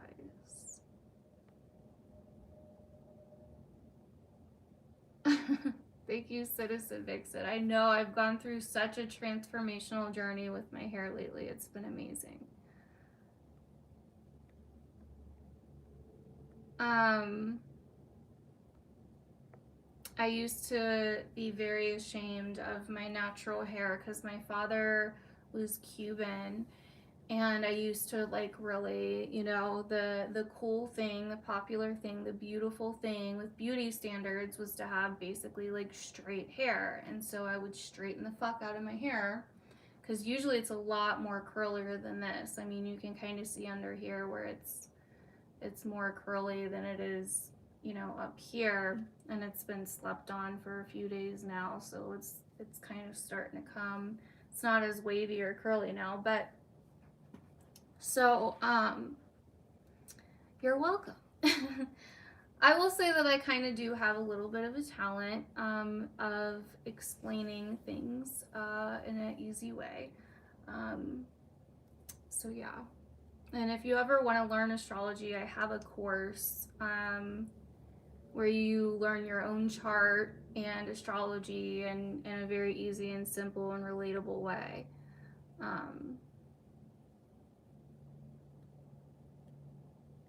You're welcome. Okay, so moving on. So basically what I was saying about my hair, I'm embracing my natural hair lately. And it's been really awesome. It feels like me. It's so liberating when you actually fall in love with something that, like a natural feature you have, right? Like you fall in love with how you are naturally. Like that is such a liberating feeling. It's like, holy shit, you know, like I don't know what changed recently. Like my perception, I guess, changed on hair and like what I thought was pretty and versus what I, you know, didn't like, and something changed. And once that changed, I was like, I don't like my hair straight like at fucking all anymore. It just does not feel like me. And so I started wearing it natural. Lately I've been like, fuck yeah, this is me right now. This is like so me. I mean, I don't know if it'll always be that way. I hope so, because it would be very good for my hair. But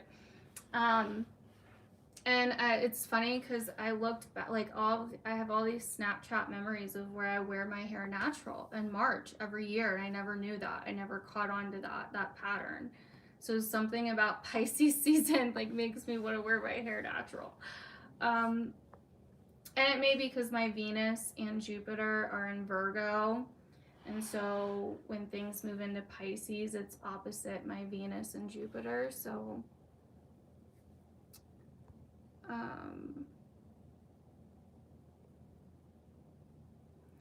yes, I know. I love seeing people embrace like different, you know, just embrace themselves naturally and not try to like fit into this like typical way of looking.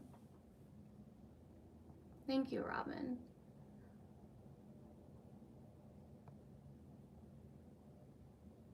Thank you, Katrina. You guys are just so nice. It's just good to have like people that are just fucking cool, man, that are just nice like you guys, because people are usually like assholes on the internet, you know.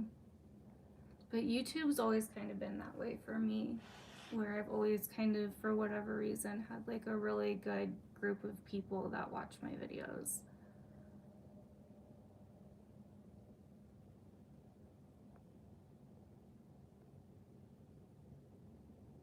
Yes, your rising is whatever sign is in your first. And I use whole signs, by the way. And if you don't know what that means, you don't have to. You don't have to worry about that just yet. But if you do know what that means, that's what I use.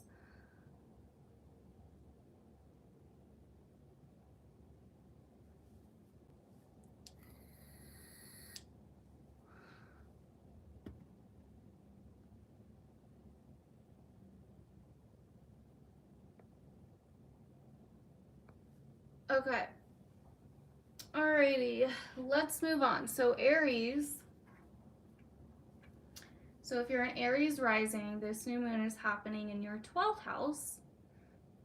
And this new moon, I think, can be very, very healing for Aries risings. It can be a time of really like noticing a lot of past patterns, a lot of past cycles, letting go of past patterns and cycles, like things. It's a lot of letting go and releasing for Aries. It's also like a lot of retreating. This is such a good moon to like get away, go on a vacation, you know, go to a spa this week, go on a retreat, plan a retreat, book a retreat. Like this new moon is so fucking good for that. Like get away.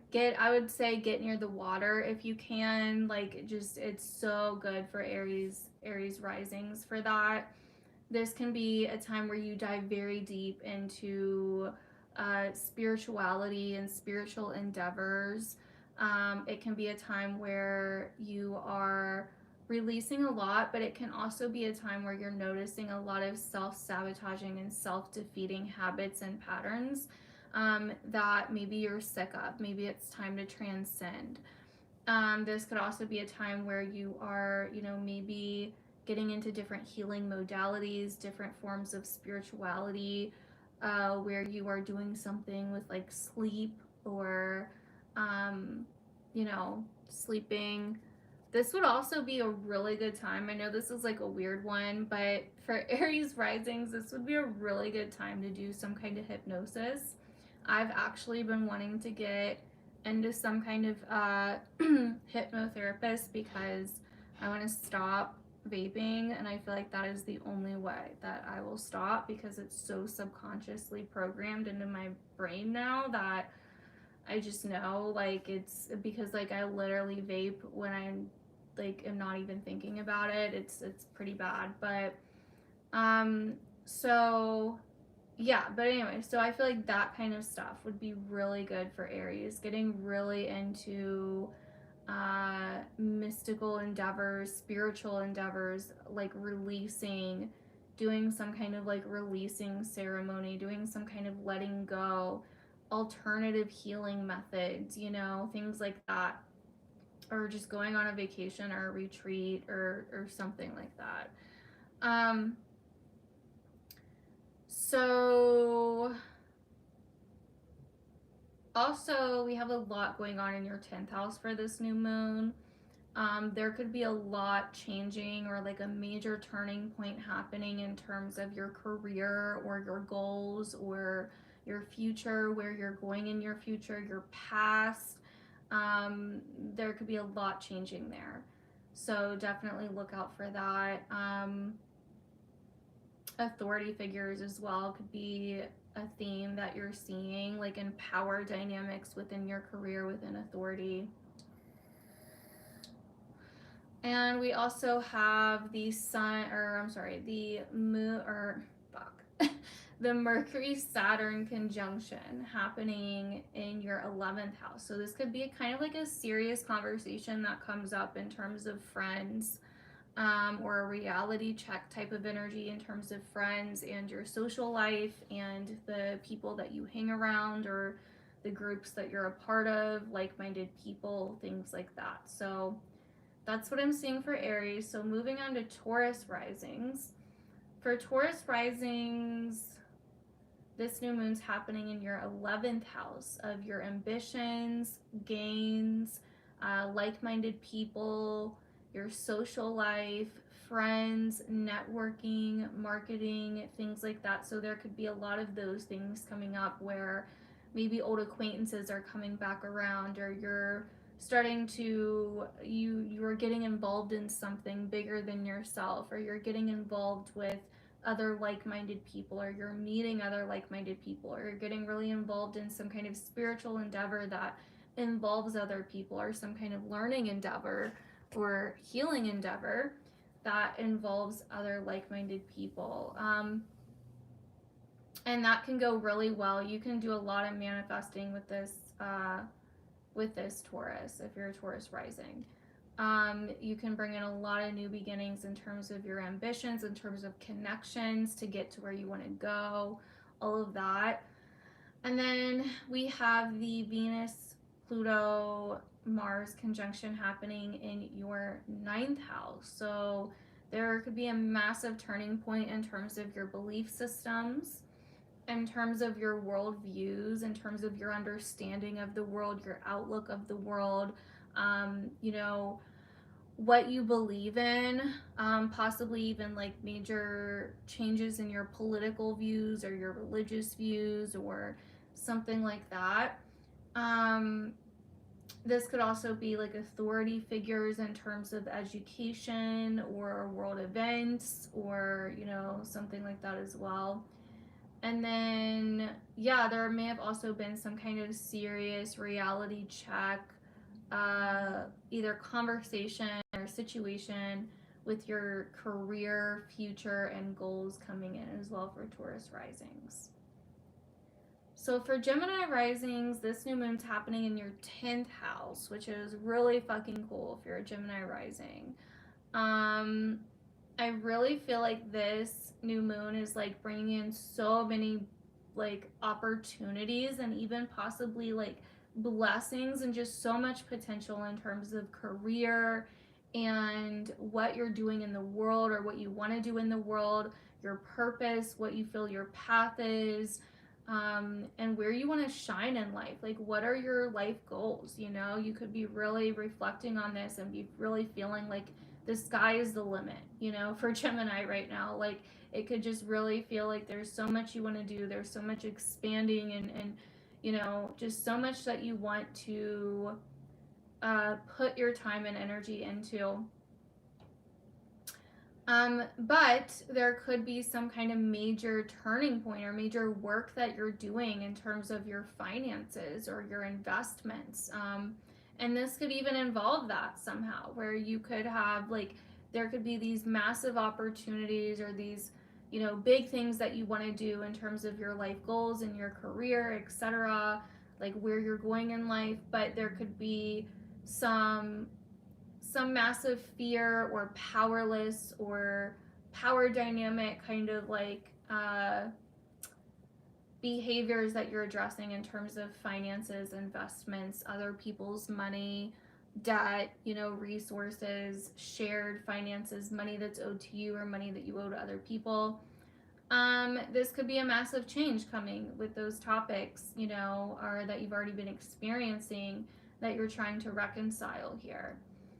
There could also be a pretty, you know, bleak or more serious outlook that's happening in terms of your worldviews and belief systems and how you view the world and your understanding of how things work in the world. So that's what I'm seeing for Gemini risings.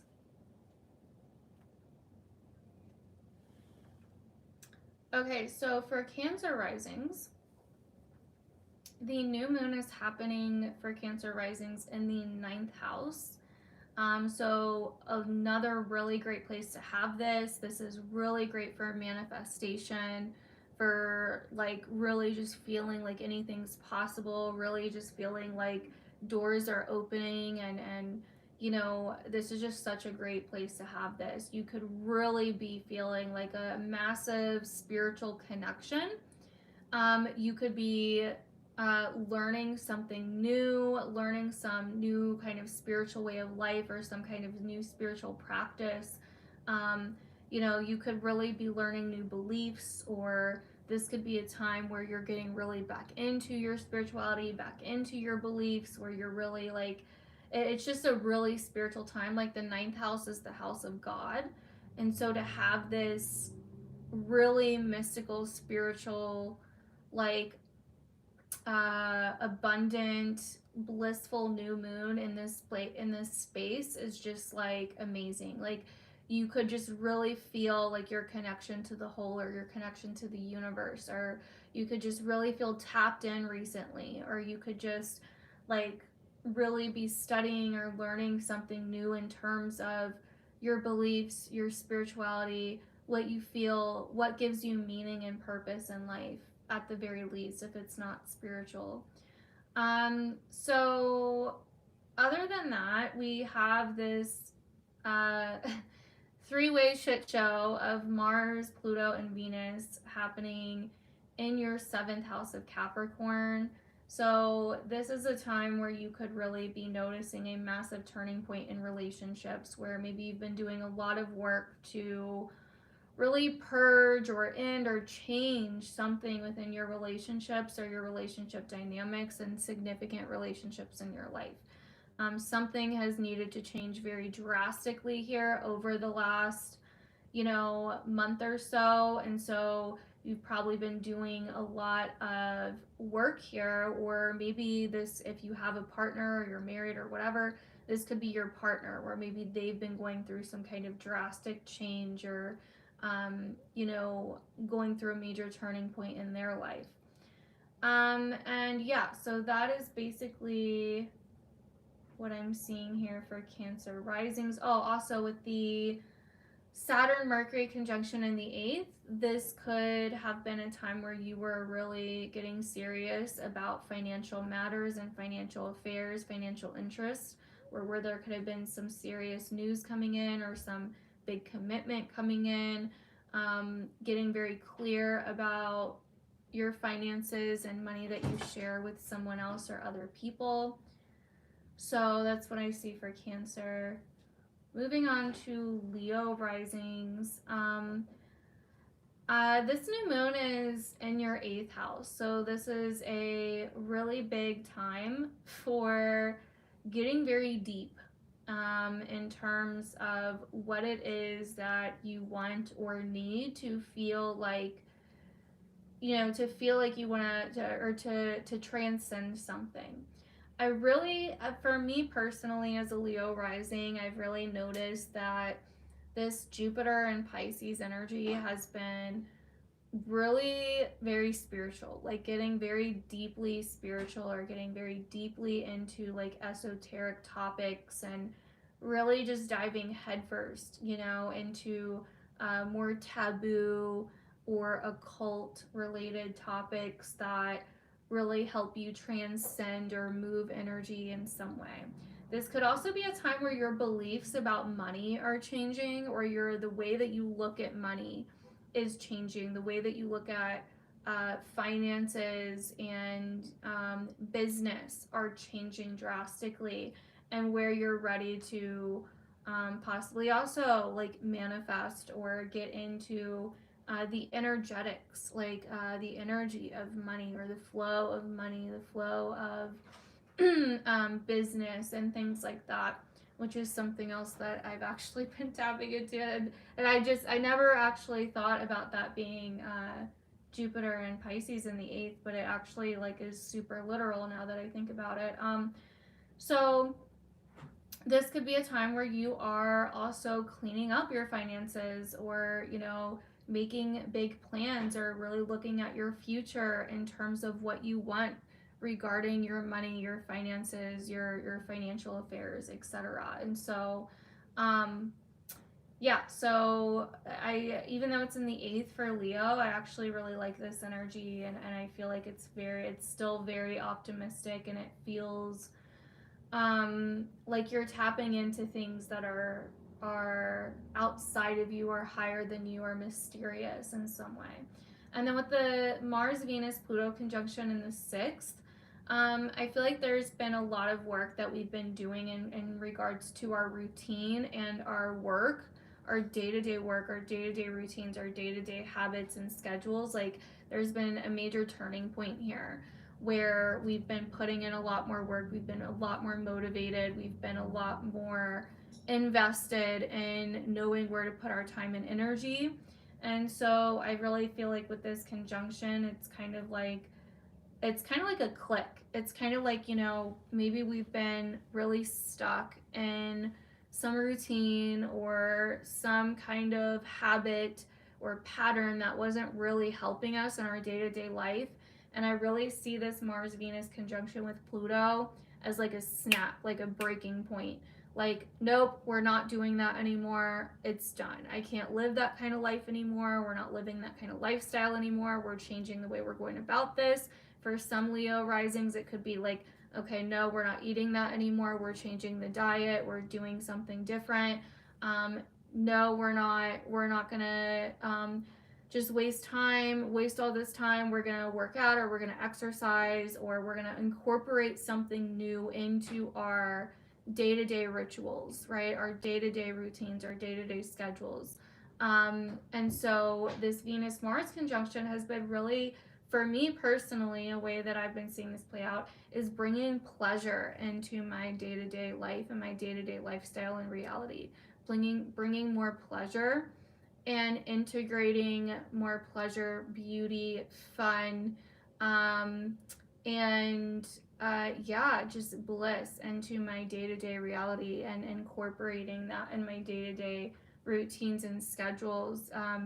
And it's really like fucking been amazing since I've been doing that. So anyway, so also the Saturn Mercury conjunction in the 7th could have something to do with people in your life. It could be a serious conversation with a partner or a significant person in your life, a friend.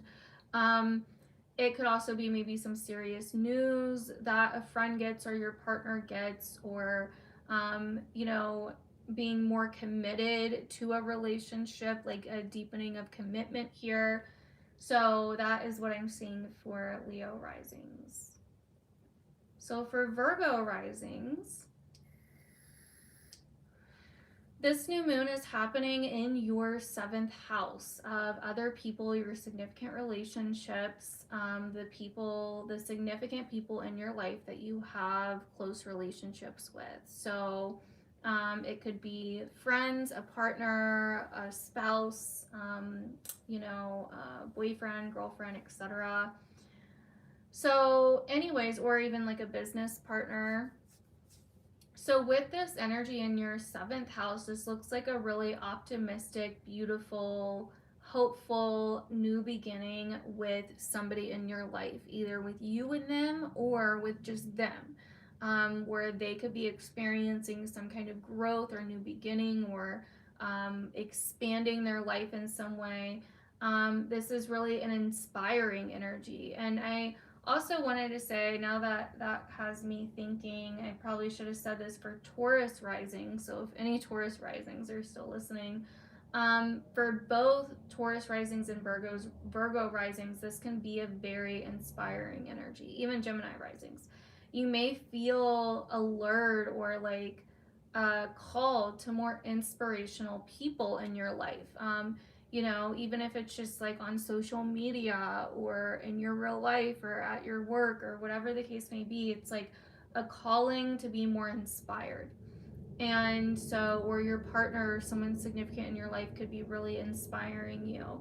But this is just, this new moon is just very inspirational as well. So, anyways, but other than that, for Virgo, I just feel like this is a really beautiful new beginning in your life with a partner or certain relationships or something going on in someone close to you's life.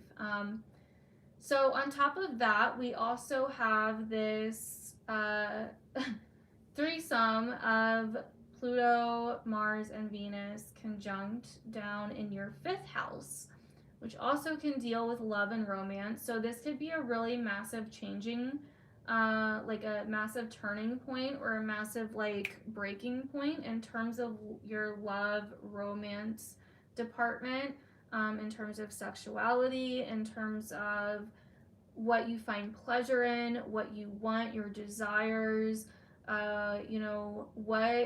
what really makes you feel good, like what makes your heart feel like it's on fire, that kind of thing, what brings you joy. For some Virgo risings, this could also bring up the topic of children and dating as well. But yeah, I see this as like a massive, deep, profound, and powerful turning point in the love life and the relationship sector. Now, for some, it could be very positive. I do feel like this looks, for the most part, positive, but it would depend on your own personal chart as well. For others, this could be like, you know what, I want more, or I deserve better, or I'm comfortable enough to realize that I'm ready to, I'm ready to date again, or I'm comfortable enough with myself and that I don't want to date anymore, or I'm comfortable enough with myself that I don't want this person that doesn't treat me right in my life anymore, like something like that. Like it could be a pretty big awakening for a lot of Virgo risings, where you're moving forward with what you love, what you want, what brings you joy. And there's also this deep expression of it as well, where you are kind of like deeply and profoundly realizing things on a deep level and experiencing things on a deep level in terms of what you desire, your love life, relationships, romance, etc. And then we also have the Mercury-Saturn conjunction in the 6th, so this could be kind of like a big work task here, or a big work commitment, or something more serious in terms of work, serious conversation at work or with other people that you work with. So that is what I'm seeing for Virgo risings. So for Libra risings, this Pisces new moon is happening in the 6th house of your day-to-day routines, your day-to-day practices, your day-to-day rituals, your day-to-day habits, your work life, your health, all of these things. So as a Libra rising with this new moon here, this can be a really nice, optimistic time of healing and growth and faith and hope and inspiration coming in your day-to-day life, where maybe you want to do more that's going to help you kind of like grow or be in the flow more in your day-to-day routines or with your day-to-day work or your schedules or your health. Like, it's like you're really inspired to expand your day-to-day, expand on your day-to-day life in some way, whether that's your health, diet, routines, work schedule, whatever it is. It's like there's something you're trying to expand on here. There's something you're trying to get into the flow of here. There may be something new that you're learning. Maybe you're wanting to incorporate like yoga into your day-to-day routine, or dance into your day-to-day routine, or music more, like things that really inspire you or help you to grow. This could also be a time where maybe you're trying to grow your client base, or you're trying to be promoted at work, or you're trying to grow in terms of what you're doing on a day-to-day basis, and how it's like the little things that you do for work. So it's like, do you need to revamp your website? If you like have your own website or whatever, do you need to start incorporating something that is more uplifting or abundant into your day-to-day workout schedule? You know what I mean? Do you need a mentor or a teacher, or something like that? So that's kind of what I'm seeing here for Libra risings. And then you have the Pluto, Venus, Mars conjunction happening in your 4th house. So this could be a massive turning point or a massive breaking point in terms of home, family, foundations, your roots, your personal life, your living situation, real estate, property, things like that. So, this could be a massive turning point in this area of your life, where you're kind of like,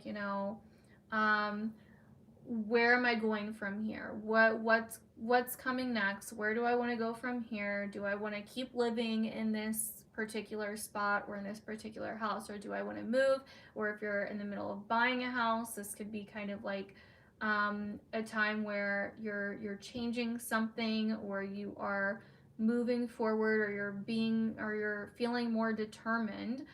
This could also be a time where there's a lot of massive change that's been happening within your family dynamics, and where you're kind of like, where there's been a lot of change happening with the relationship with your family members. And so that could also be something that's been going through a lot of change, deep and profound change as well, where maybe also things are getting, pulled up from childhood, or pulled up from your past, or you've been really reflecting on the past and making changes to what you're doing now, and how, basically making changes based on things that have happened in the past in some way. So then we have the Mercury-Saturn conjunction happening in your 5th house of love, romance, children, dating, joy, pleasure, sex. So this could kind of be some kind of serious commitment around those things, or some kind of serious conversation around those topics. So moving on to Scorpio risings. So for Scorpio risings, this new moon is happening. Sorry, my cat is playing with the bag. This new moon is happening in your 5th house of love, romance, pleasure, dating, children, joy, creativity, passions.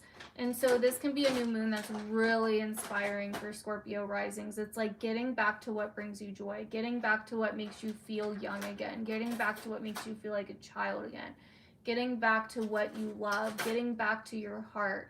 It could also be a time where you're wanting to expand in those topics as well, or wanting to have children, or wanting to expand in terms of your dating life, or wanting to grow in terms of your sexuality, you know, where you're wanting to be in ease more, in a flow more in those areas. And so you could be feeling super creative, super passionate, super inspired, like otherworldly inspiration, otherworldly creativity, that kind of thing.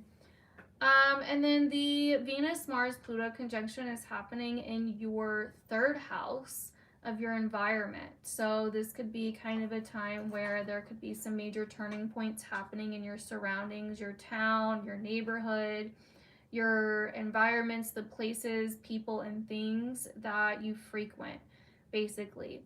I've also seen the 3rd house a lot of the time bring up friends. So this could be some major turning points or breaking points in terms of your relationship with certain friends or people in your life, relatives, cousins, etc. as well, siblings. And then the Saturn Mercury conjunction. I don't know why every time I go to say it, it's like I forget what I'm gonna say. Every time I go to say it, I have to like remember again. Is in your 4th house of home, family, your personal life, and your roots and childhood. So the Saturn Mercury conjunction could be bringing up like a topic of a serious conversation or a serious commitment, or you know, some kind of serious news in those areas. Which I think if it would have, it already would have. But it's definitely a time where you are reflecting a little bit more seriously on the home and family stuff. So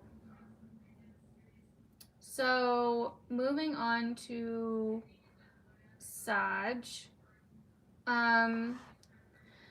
So for Sagittarius, this new moon is happening in your 4th house sector of home, family, foundations, your personal life, childhood, your roots, and real estate, your living situation. So this could be a new moon that's really bringing up a lot of hope, faith, and optimism with those things in your life. There could be an energy of like really wanting to expand or grow something in terms of those situations.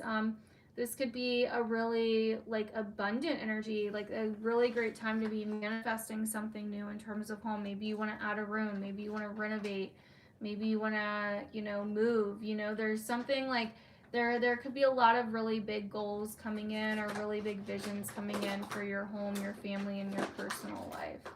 Hold on one second. Hey. Sorry, dude, but you're gonna have to play with this later.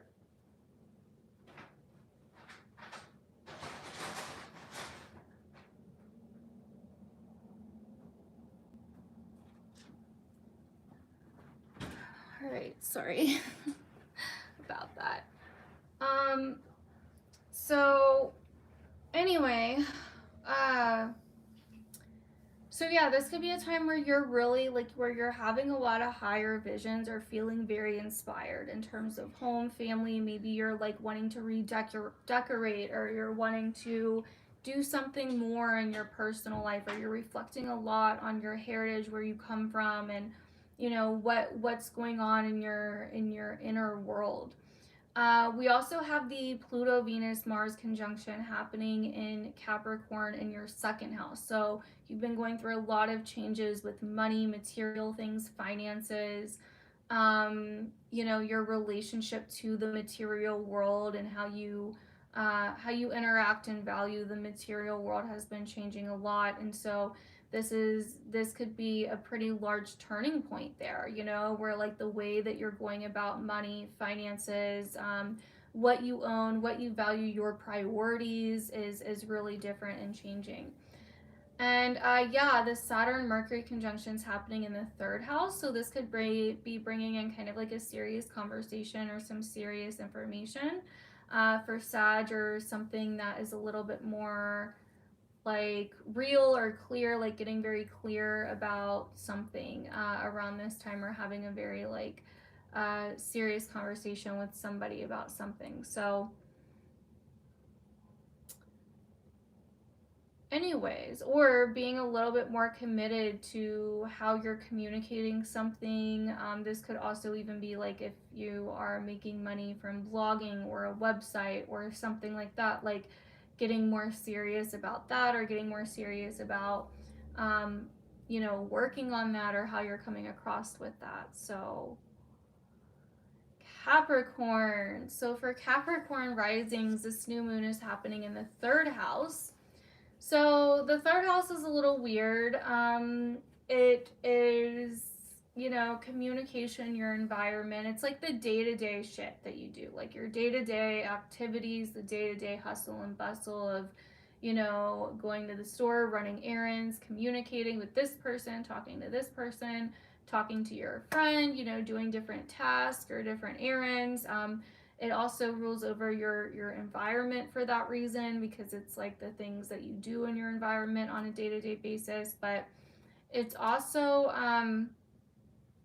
it's also very much like your neighbors, your neighborhood, your community, your town, your cousins, your siblings and relatives. And I've also seen it a lot of times be your friend. So those are topics that you could be seeing come up. It could be a time where you're feeling a lot more inspired, or maybe you're wanting to learn a new skill or learn a new hobby or learn a new task, you know, where you've been feeling a lot more creative, or in like a creative flow or in a creative zone more than usual. And where you're just feeling like, you know, it's not like you have a certain vision of like small goals that you want to get done, but they may seem big, but they're kind of like maybe more immediate, if that makes sense, because that's what the third house more so deals with. So we have this three-way conjunction of Pluto, Venus, and Mars happening in your first house. And so this has been a major change over the last couple months in how you see yourself, how you appear, how you present yourself, what you wear, how you dress, how you style yourself, your body, your appearance, and your identity in general has went through a massive change and reflection period over these last couple months. So with this three-way conjunction finally happening, it really seems to me like this is the click, this is the turning point. This is like, okay, this is what I want, this is what I don't want, this is who I am, this is who I am not.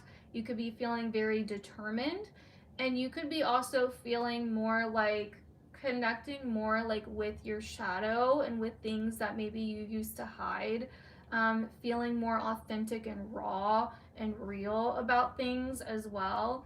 And kind of seeing the beauty in that and seeing how you can use that in some way. This really kind of, to me, like I could really see this being a time of where you're really unifying or integrating with like more shadowy or hidden parts of you, or parts of you that you've hidden in the past. And so yeah, and you're also getting pretty serious about money, finances, resources, and how to organize those things, your priorities. And so that is what I see for Sag. Last but not least, Aquarius. We have the new moon in your second house of priorities, money, finances, what you own, what you have, your possessions, the things that you need to support yourself. And so all of those kinds of topics could be coming up. Anything to do with that could be coming up for this new moon. This is a major new beginning that can feel very inspiring and very opportunistic. Like there could be a lot of opportunity for Aquarian risings here to make money, This could be a new opportunity to make money or to support yourself in some way, or you could just be feeling very like open-minded and optimistic to new things. You could be really learning how to get in a flow state with your money, or how to manifest, or how to bring more things in, how to bring more resources in, you know. It could be a time where you're just really growing, learning, and expanding. Uh, no, I just did Capricorn. Involving money and resources. And so we also have the three-way conjunction of Pluto, Venus, and Mars happening in your 12th house of that which is hidden and the subconscious. And so this could have been a time the last couple months where you were really breaking old patterns, old cycles. And did I say Sag? Damn, did I really? I meant Capricorn.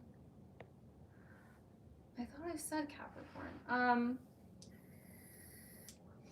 Anyways, but Aquarius could really be breaking old cycles with this Pluto, Venus, Mars conjunction in the 12th. It could really be like you are purging just a ton of shit over the last couple months, and this could be like a massive turning point where it's finally like, click, I'm moving forward, like I'm done with that, we're not doing, like, this to me for Aquarius risings looks like a really permanent ending. Like, I don't know how else to explain this, but like, it's like you know down to your fucking soul, or down to your fucking bones, like that's done. And it could be like a bad habit, it could be like an old cycle, it could be like a person in your life that you're cutting out, you know, like there's something here where it's like that is done, like, and that's that, like it really feels permanent. Yes, I did do Sag already. Done all the signs. I'm on Aquarius now, which is the last one. But so yeah, so I just feel like it just looks like a really permanent ending to me, or like a very profound change that's like, yeah, we're moving forward, we're moving on. And it's been really like changing what you find pleasure in, and showing you how to find pleasure in seclusion, in the dark, in your subconscious, in realms that are typically unseen, or in privacy, in some ways. So yeah, and then also we have the Mercury Saturn conjunction happening in your sign, in your first house. So this could be a time where you're having a lot of big, serious realizations about what needs to end, and old patterns that are finally ending, and like thinking seriously about yourself and what you want to commit to, and taking yourself more seriously.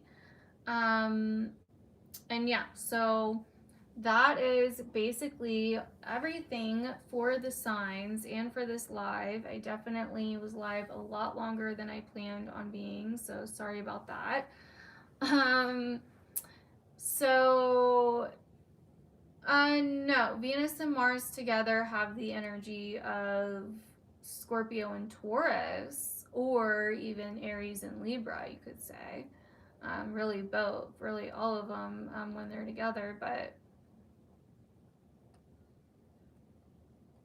you're welcome. I'm glad that resonated. Thank you guys. You're welcome. I really appreciate it.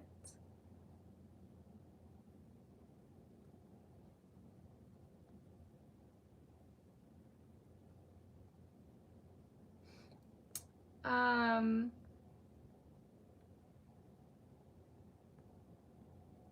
just trying to read some of your comments before I get off here.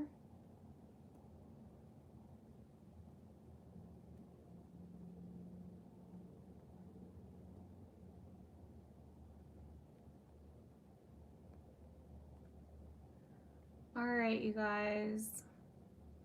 You're welcome. Thank you guys. Thank you guys for watching my videos and hanging out with me tonight. Like, I literally couldn't do this without you guys, and it just, like, I just really appreciate you guys, like, so fucking much. I read basically almost all of your comments, so usually I'm reading your comments. Like, I check my comments every fucking day, multiple times a day.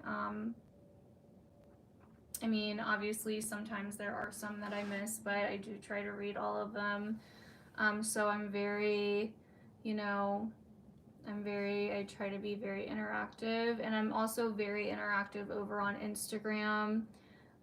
If you DM me, you know, I will DM you back, as long as it's like, you know, as long as it's like respectful. Obviously, if it's like a disrespectful DM or some kind of, like, you know, I don't know, spammy kind of shit, then obviously I'm not going to respond to that. But for the most part, you know, if you ask me a question or, you know, tell me something, I will respond over on Instagram as well. And I post over there every single day. So I post on my story like a ton. Any current events that are happening, you know, I will post about, post the astrology behind, talk about a lot of stuff over here that I don't, or I talk about a lot of stuff over there that I don't talk about here, just because it's a little easier to communicate over there, on like a day-to-day basis. So, and then I talk about tons of stuff. I'm like very raw and uncensored over on my Patreon, and the Astro Lives and everything else I do over there.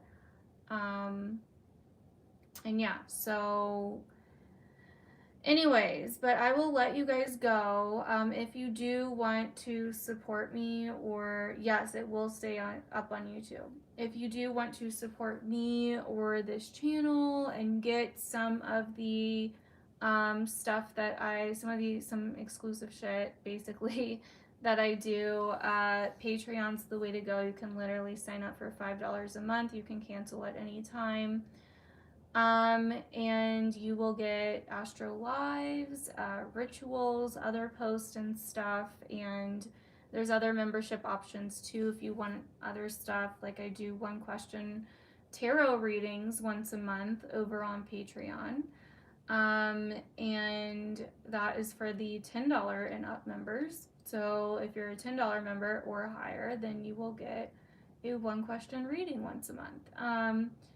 And I have other stuff too. I do workshops for the higher memberships. I do one question chart readings for the highest membership. So yeah, just go over there and check it out. It should be linked in the description. But if not, it's patreon.com/Tawny Michelle. And my Instagram is at Tawny Michelle Tarology. So basically my name here, just with an @ in front of it, and no spaces on Instagram. So yeah, but I love you guys. Have a good night. Ooh, look, we have 69 viewers in the chat. Sorry, I just saw that. I love you guys. Good night, and I will see you guys in the March sign horoscopes video, which is coming out tomorrow. So don't miss it. Bye.